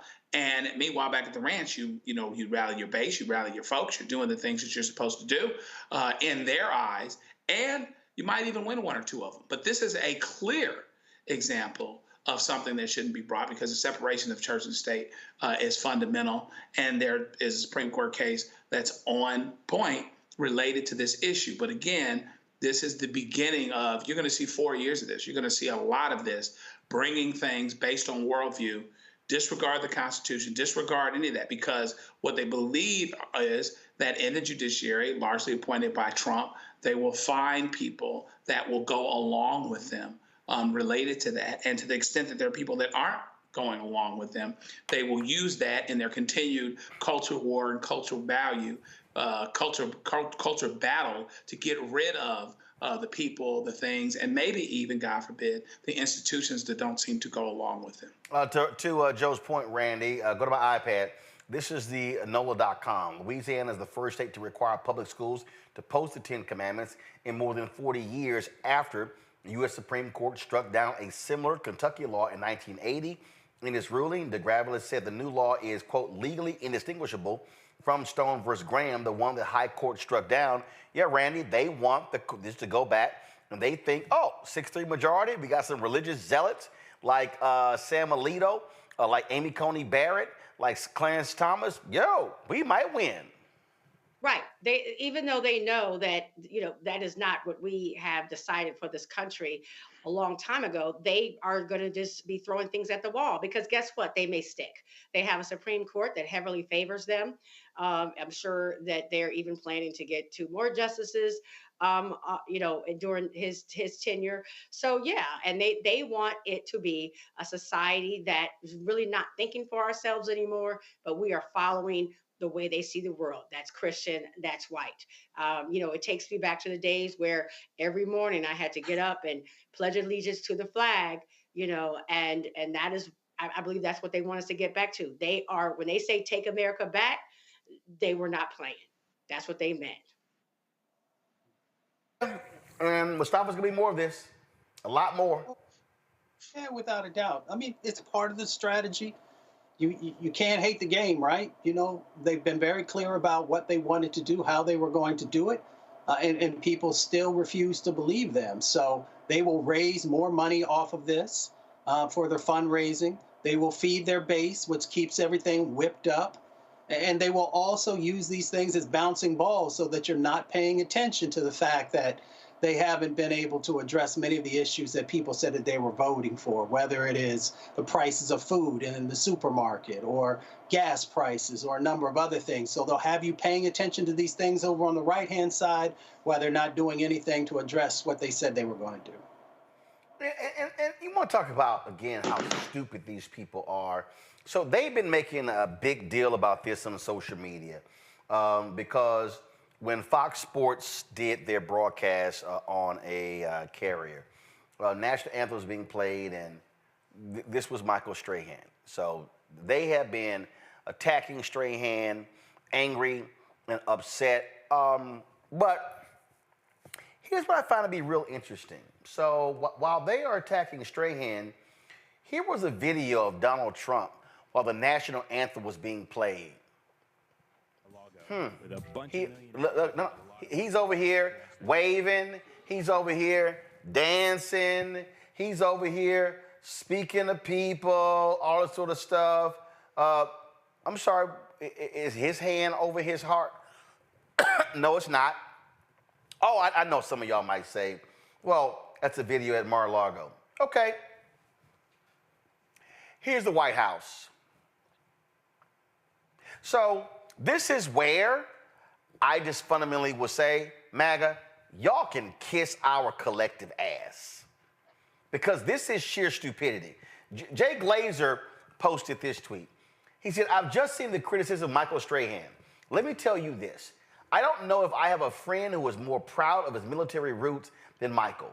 Growing up on an Army base, constantly talking about what he learned from his dad, Major General Strahan, and how his time there shaped him. I heard it constantly, still do. But also, with no fanfare, I personally saw him donate thousands of dollars of clothes to veterans, including many homeless veterans, as well as clothes for veterans to go on job interviews.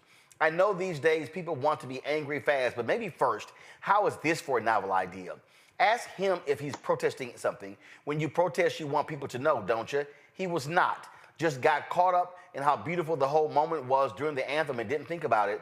Ask the dude before forming an angry mob, but also maybe find out all he's done for our veterans over the years. See, this is just stupid. And I'm sorry, there's no requirement that you have to put your hand over your heart. That's just the dumb things people do. You can stand there at attention while the national anthem is playing. Oh, you know what?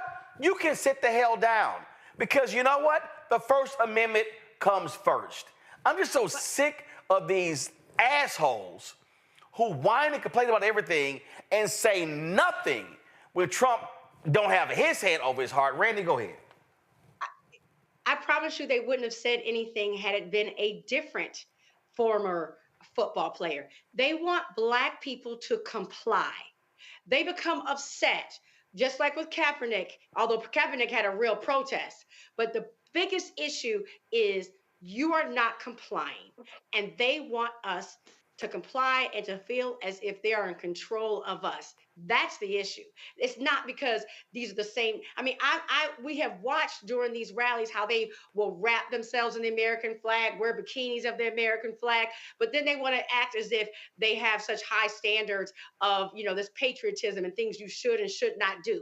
We have all been to games where many of them are not putting their hands over their hearts and things like that. The issue is wanting us, going back to what you said about white fear, is to ensure that Black people are in check. Mustafa. I mean, I don't know what you really say about some of this ridiculousness that goes on. As Randy said, I've been to plenty of football games where people don't want to put the beer down to put their hand over their heart, and they don't. So, you know, we continue to allow folks to create these chaotic situations by bringing forward things that have not as much relevance to some of the real significant issues that we have going on inside of our country. And as long as we allow them to continue to do it, they will do it because they get benefit out of it, because they want to play with democracy. You know, they don't really care about what democracy is and its fullness and the justice that's supposed to be a part of that process. They just want the faux democracy when it's convenient and when it looks good, and not the hard work that's underneath of it that has to be done to make it become a reality. So I'm not surprised But at the same time, we've got to continue to do the work that's necessary to make sure that we don't allow these types of things to take root in ground that should not be fertile. Or, Joe, they can also look at this photo, too.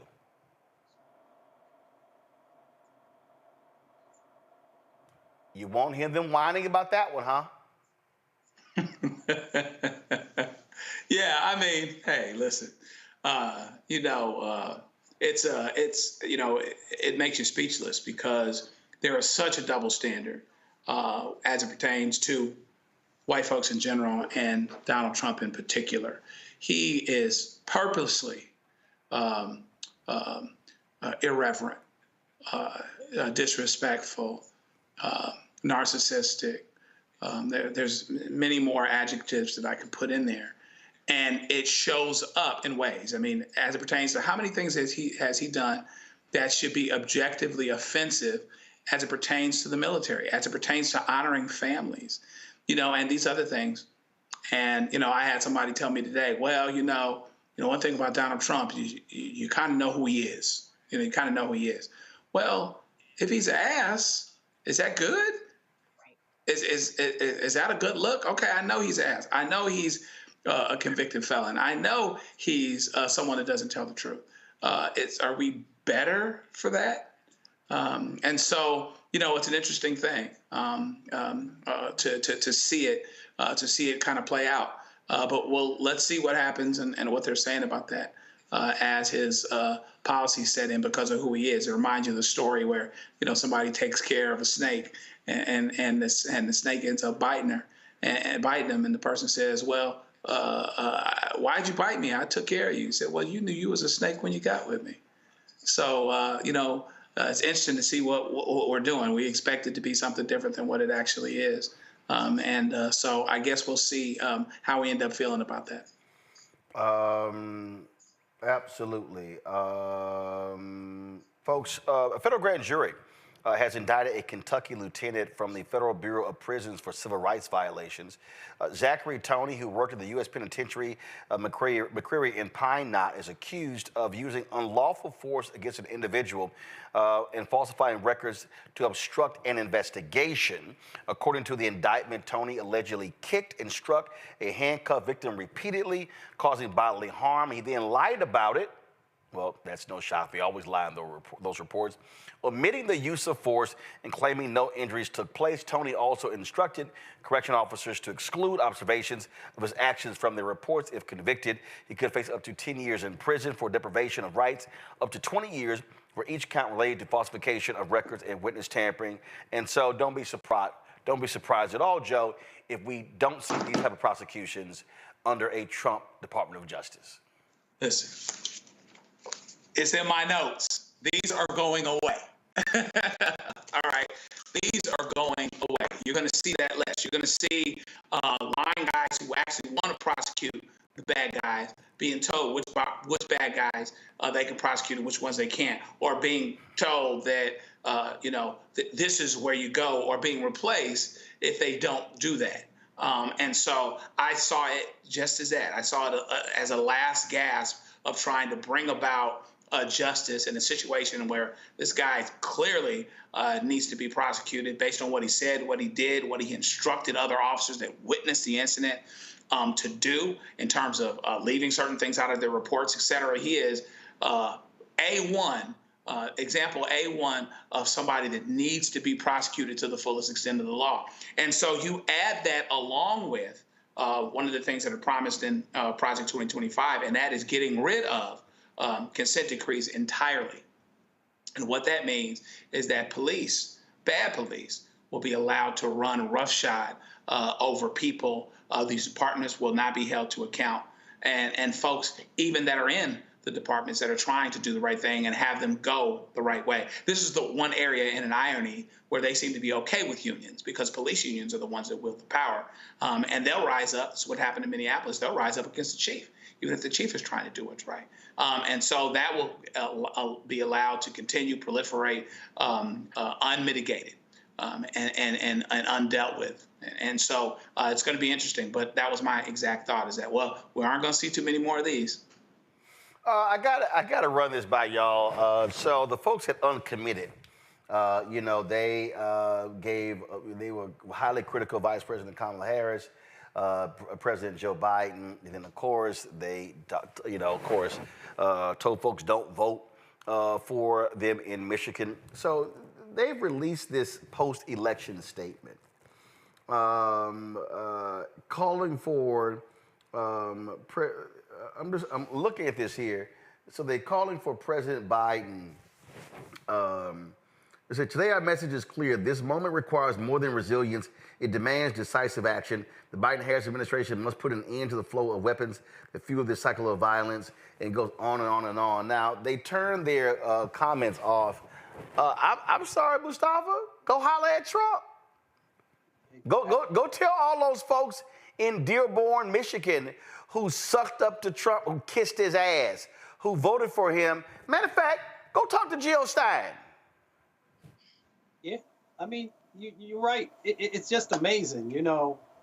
I put all this hope in people and assuming that we have these remarkable brains that we're going to use, and we make, educated, calculated decisions about what would be best for our lives.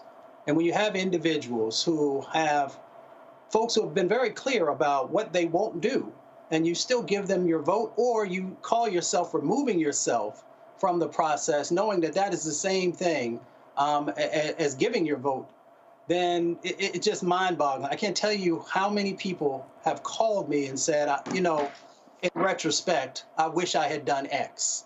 Well, you can wish that you had done X, but you made a choice to either vote for Trump, or you made a choice to remove yourself from the electoral process. And there are going to be outcomes that are going to be detrimental to the folks who you said you cared about and who you were trying to advocate for. You could have had an administration that would have at least sat down and listened to you, and then you could have negotiated with them for some of the things that you wanted. But now you have an administration that is very clear that the things that you have asked for, they have no interest in. And if you push too hard, they will arrest you. If you're out in the streets marching and protesting like many of us have done over the years, there is a strong chance that you will be met by force. I'm not positive, but I think there's a strong chance. So, you can't have buyer's remorse now. You made a decision, and now all of us have to live with the decisions that we've made.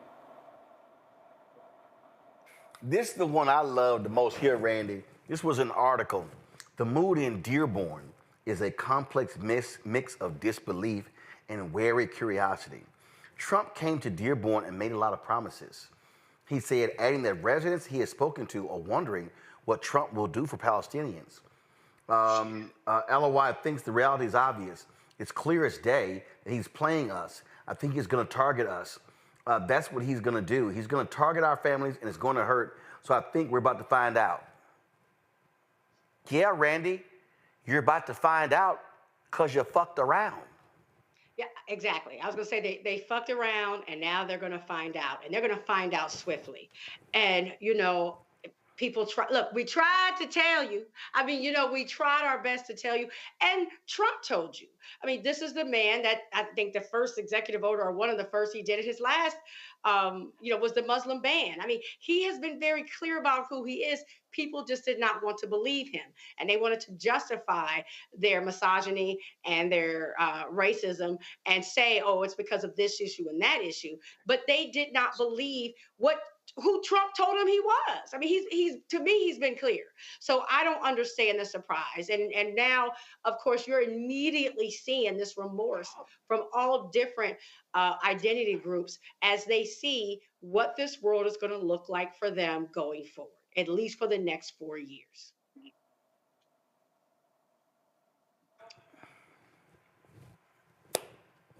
Joe?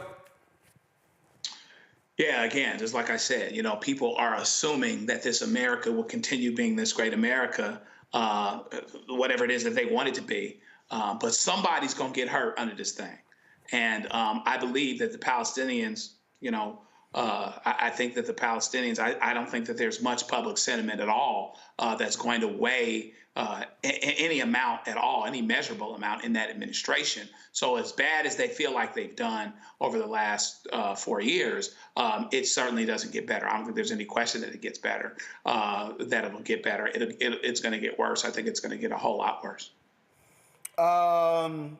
So we're going to see a lot of these stories, y'all, happening over the next few months, and I dare say 4 years. So we're going to roll this every time we see one of these stories.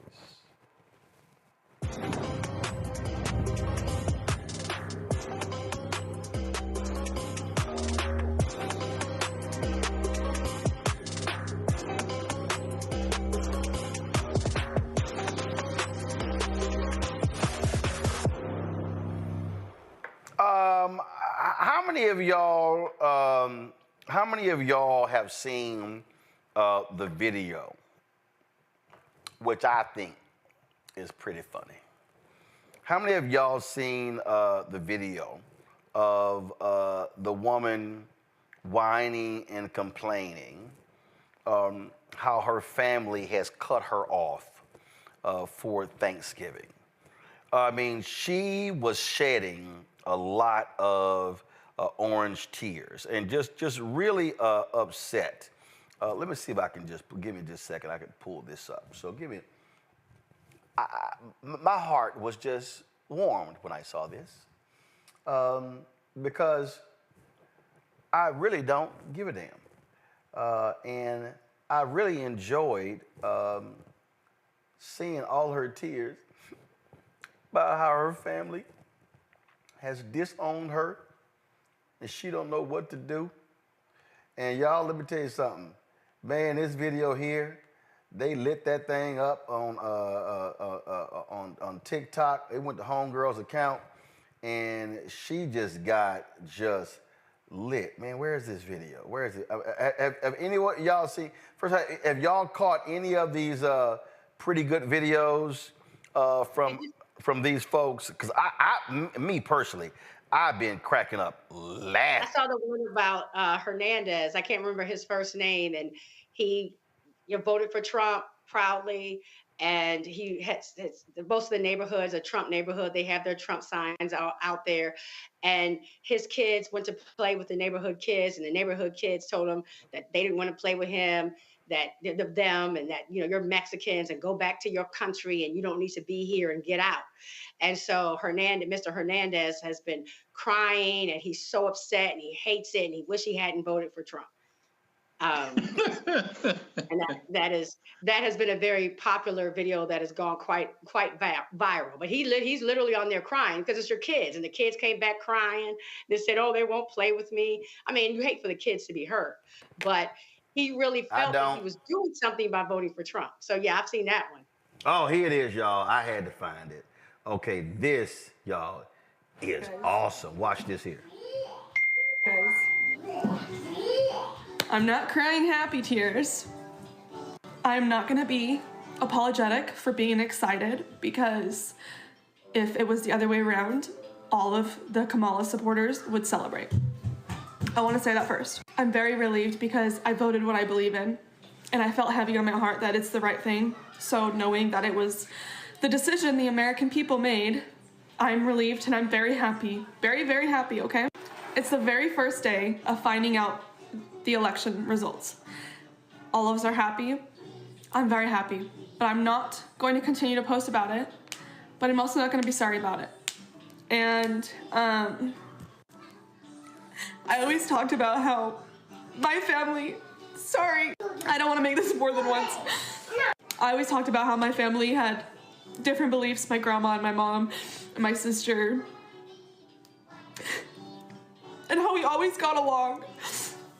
And I wore my grandma's sweater to go vote, and I'm so sorry. I'm trying not to cry, okay? But my heart's broken. Try not to cry. Yeah, try it. My grandma just sent me a very sad text. It broke my heart.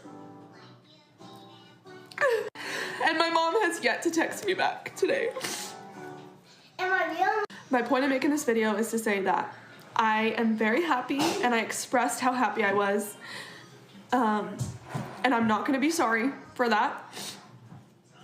I'm completely heartbroken that my family is taking it how they are. I never did this to them when Biden won. Never. But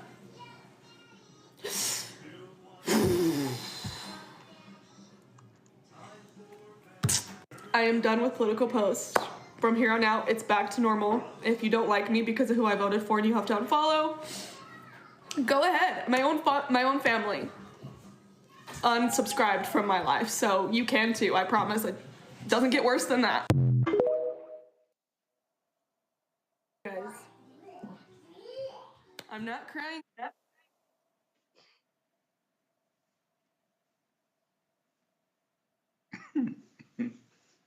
I saw that, Randy, Mustafa, and Joe. You know, all I could think about was this. Come on, guys. Now the funeral is over, and all the tears are dried up. Niggas hanging tape on the cut, getting fired up. Looking for the nigga who pulled his pistol on my homie. And I for an eye, so now your life. Come on, shut up. I'm just saying. I'm playing. Guys, come back to the panel. Thank you. All right? We're supposed to play that over the panel. That's what I'm thinking. I got no tears. Every time I see one of the videos, I'm going to play Scarface. Every time, Mustafa. Every time. I'm going to play Scarface. You should.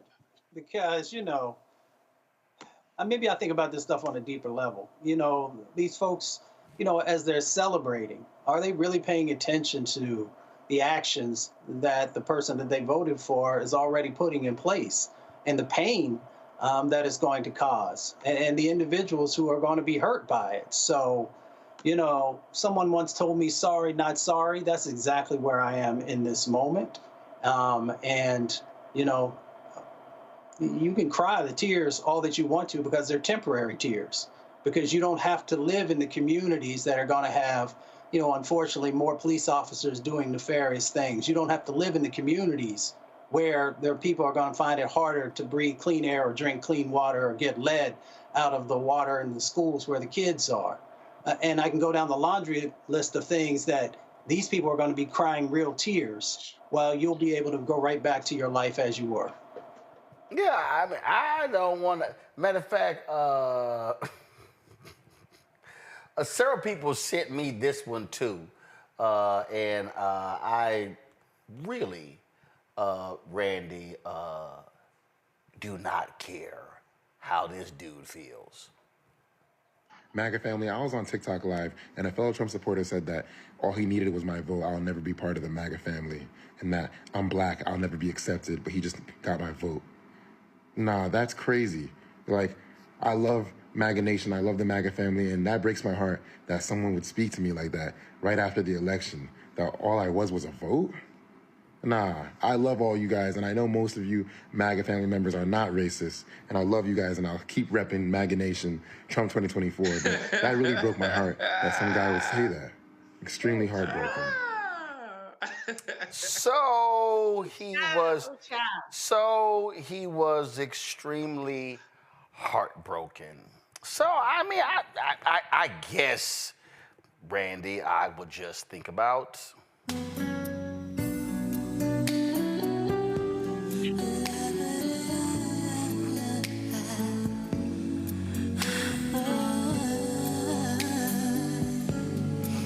Tony Braxton's Unbreak My Heart. Man, go sit your punk ass down.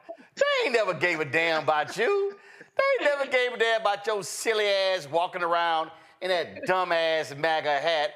They let you know exactly what they think about you. Have been very clear about how they felt about his black ass. I mean, I can't even, I feel sorry for his mama. Bless his poor little soul. I mean, he is pitiful. He is the ultimate of pitiful. Like, he is trying so hard to be accepted into a club that he can never be accepted into, ever, no matter what. Poor thing. Poor thing. He's talking about his heart is broken. It's gonna be shattered. I mean, give it some time. Ooh, child. Poor lost soul. I'm telling you, these folk are funny. I mean, they just really are just bothered, Mustafa. They just, I don't know. I don't know what we're gonna do. Well, you play yourself. We have history with a small percentage of our folks. We can go back to on the plantations where we had a tiny percentage of our folks who would do anything that Massa asked for. Somebody once said it. Y'all remember when they said, if Massa's sick, I'm sick. You know, so we come through history where we have our folks who want desperately to be white for some of the folks. For other folks, they just want to be accepted. And it doesn't matter. You saw individuals who was it? The brother who was running for governor in North Carolina. Mark Robinson. Mark Robinson. And Mark Robinson said he would love to join the KKK. If, you know, you have these individuals who I would love to say they've been through Stockholm Syndrome, but it's not just the Stockholm Syndrome type of thing. They truly believe that if somebody smacks you in the face, then you should turn around and get smacked in the other side because you don't think that they'll do it. And then when they do it, you'll say, well, they must have had a good reason to do it. And that's exactly what you got going on with some of these individuals, that no matter what folks say or do to them, they want so desperately to be a part of that supremacy club. And maybe what they think is, if I'm part of that club, then maybe the impacts won't be as great to me. But the reality is that they will never see you as human. They will never see you as an equal, but they will pimp you. And that's exactly what they did. Gotcha. Watching this. This here is the video Randy was talking about. Joe, watch this. Hola familia, aquí con ustedes. Haciendo este. So for all the English-speaking people that are watching this, watch this video. Basically, the guy is talking about his experiences living in a neighborhood filled with other Trump supporters. He wanted his fucking kids to play with the other Trump supporters, but guess what? They don't want his kids to play with their kids, because their kids are Hispanic, to the point where they're going to scare the kids off by shooting guns in the air. But this is what you wanted. This is what y'all picked. So don't complain and don't fucking bitch. This is what you fucking chose. So shut the fuck up. Get the fuck out of my... These people, I'm telling you, it's a lot of... I know some people out there like, yo, bro, a lot of cuts. I'm telling y'all, folk are not, they just like, yo, we ain't trying to hear it. I mean, I keep, people don't understand when we talk about there being consequences. And there are people who are like, yo, we tried to tell you, you didn't want to listen, you wanted to sit here and act a fool, you sat here and you, and then now you're upset because folk say we're not coming to your aid. And I'm telling y'all, it's about to be a real, it's gonna be more tears. And I'm telling you right now, this gonna be me all day. What's for lunch? We'll be going to the park. Yeah, these folks. Joe, I don't want to hear the whining. Right, yeah, you can't whine because at the end of the day, this is what they thought about you. All you could do was vote for them, vote with them, and then after that, you can go and do whatever they believe people that look like you do.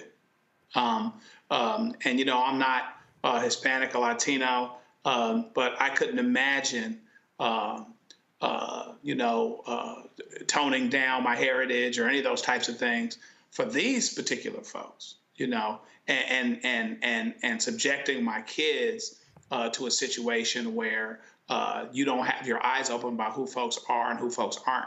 And so now they want to be accepted, you know, because they voted for Trump. But the fact that they voted for Trump doesn't change how they are seen in the eyes of certain people. And so now you're going to have to deal with that. And that's where you are. And then this brother with the MAGA hat on, listen, I wouldn't get his cat 5 cents for cheese on a Whopper. He didn't get to come to the barbershop. He don't get to come to the barbecue. And he going to have to sit in the back row in church. Okay? Now, the sun is going down in here in California, so he better go and get his black behind home before Massa beats him like he stole something. That's all I got. I'm just telling y'all right now, okay? I'm going to H-Town for Thanksgiving. And everybody else, they're going to be having their turkey and stuff. I'm eating gumbo. I'm just telling you, look, ain't nobody rolling up in the crib with a MAGA hat. Right. Yeah, for sure. And I'm telling you right now, Mustafa, you my alpha brother, the level of hostility that I would have goes beyond if every one of my nephews was an Omega, Kappa, Sigma, and an Iota. I would be like, oh, hell no. I'm telling you right now. So for all these people who say, well, no, you know, we should put politics aside. Now, I wouldn't even let your ass eat a plate. You have to go to Popeyes or go get you a hot dog at 7-Eleven, because you ain't rolling up in my house.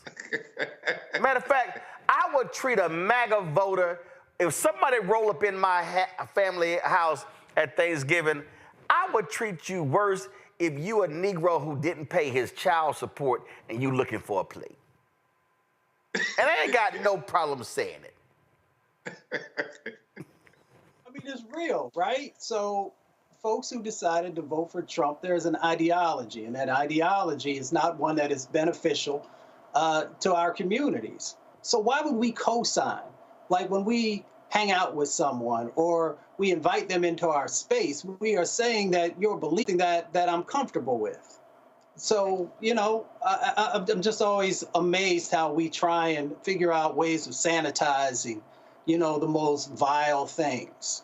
And in this instance, it is, you know, the sets of policies that this new administration is going to move forward on. So if that's what you're down with, you're welcome to do it in your home or in your community and enclaves where you might find a whole bunch of folks who believe like you do. But, you know, and this is a shout out to my mama. My mama raised over 50 children, all kinds of different people. Anybody was in trouble, she'd bring them in. And my mother has this thing about on Thanksgiving of going out and bringing people off the street so they have something to eat. So mama, I hope this year that you don't not necessarily bring folks in, but that you are selective about the individuals who deserve your charity and your grace. Well, Waka Flocka had a little attitude because this happened. He was supposed to appear at some event, and these folk in D.C., and these folks, this Lax Wine and Spirits, they said, I love and support my community first and foremost. I'm not a huge political or music person. I truly had no idea about the views of Waka Flocka Flame, nor do I share his views. My community has spoken, and the event tomorrow has been canceled. It's supposed to be a meet and greet. Hey, dog, take your ass to a MAGA event. Let's see if they buy your music. You can go on out there with Diamond and Silk or Diamond. I can't figure which one of them is still living. Go on ahead and go with them. No, don't be trying to roll up in here. Because see, here's the other deal. Waka Flocka, before the election, cussed out the audience and said, if you a Harris supporter, get the hell out of my concert. I ain't got no problem with them canceling his ass. No, Waka Flocka and Amber Rose need to get together and figure out a new career, because I promise you, MAGA ain't going to have near one of them, and I said near one of them on any circuit. They're not going to be working with them. It's done. They used them for what they used them for. They've been over, they got what they got, and it's over. And so, and he showed the Black community, and Amber Rose showed the Black community who they really are. And we're not going to forgive them. They're not coming back. So they need to start looking for some sort of other skill. I hope they have other, well, I don't know if Amber Rose really ever had. And Joe, Ray J too? All y'all gone with them red hats. I didn't know about him. Yeah. Oh yeah. Ray J was down there at Mar-a-Lago with Amber Rose, all excited and happy.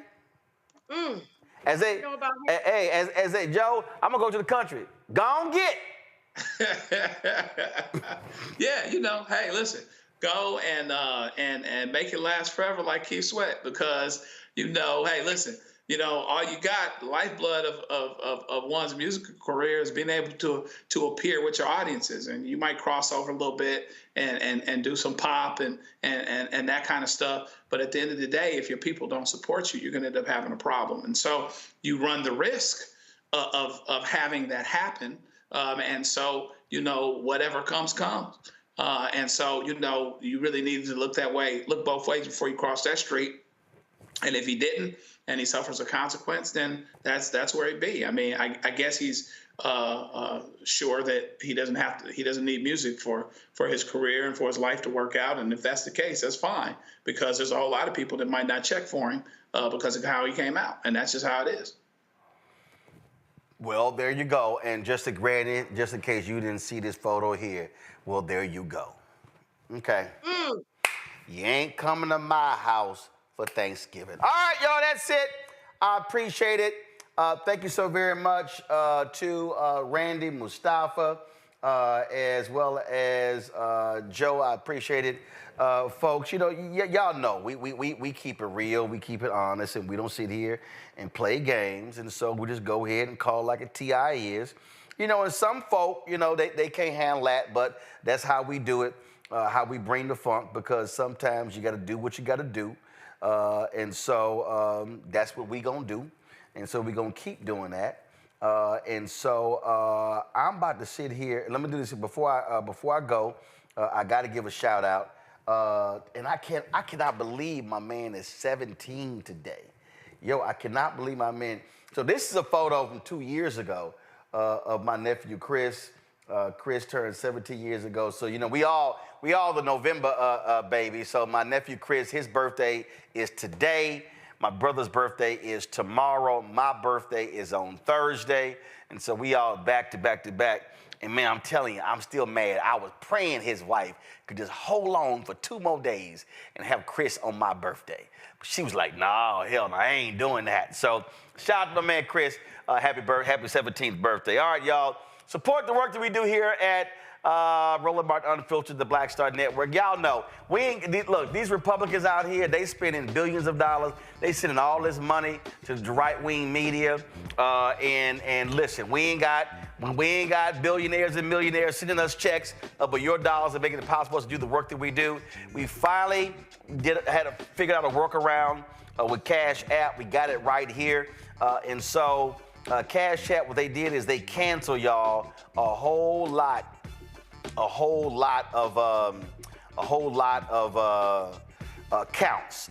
accounts, business accounts. And so they did not allow us to be able to do it. We had to close our accounts. But my man Keenan found this workaround. And so now you're able to support the work that we do by, of course, using this QR code. So if you go through Stripe, so what you'll do is you simply put in your name. You'll put in your name, and then you will then put in your Cash App and the amount you want to give. And so I know a lot of y'all have been waiting. I appreciate that. We've been, again, like I say, doing the work, trying to make it happen. And so again, to use this QR code, for you to give via Cash App. Now, you can see your check and money order, P.O. Box 57196, Washington, D.C., 20037-0196.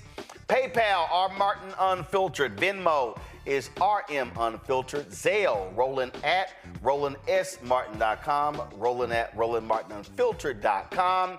Download the Black Star Network app, Apple phone, Android phone, Apple TV, Android TV, Roku, Amazon Fire TV, Xbox One, Samsung Smart TV. Also, be sure to get a copy of my book, White Fear, How the Browning of America is Making White Folks Lose Their Minds, available at bookstores nationwide. And again, put the Cash App. Use this QR code via Stripe for you to donate via Cash App. And so we appreciate all of you who donate. Also, a bunch of y'all been messing around. Y'all should be hitting that like button on YouTube. Y'all hurry up. Y'all been slow, so hit that doggone like button so we can go ahead and register that so we can keep this thing moving and build up the following, and we have more people, of course, checking out the show. So please do that. And I found this, and this is when we were in Jamaica last year. So this is a more recent photo of me and my homie, my nephew Chris. So again, Chris, for happy birthday. All right, y'all, that's it. I'll see y'all tomorrow right here on Roland Martin Unfiltered on the Black Star Network. Holla!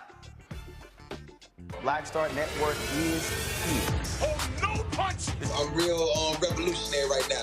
Thank you for being the voice of Black America. All momentum we have now, we have to keep this going. The video looks phenomenal. See, there's a difference between Black Star Network and black-owned media and something like CNN. You can't be black-owned media and be scared. It's time to be smart. Bring your eyeballs home. You dig?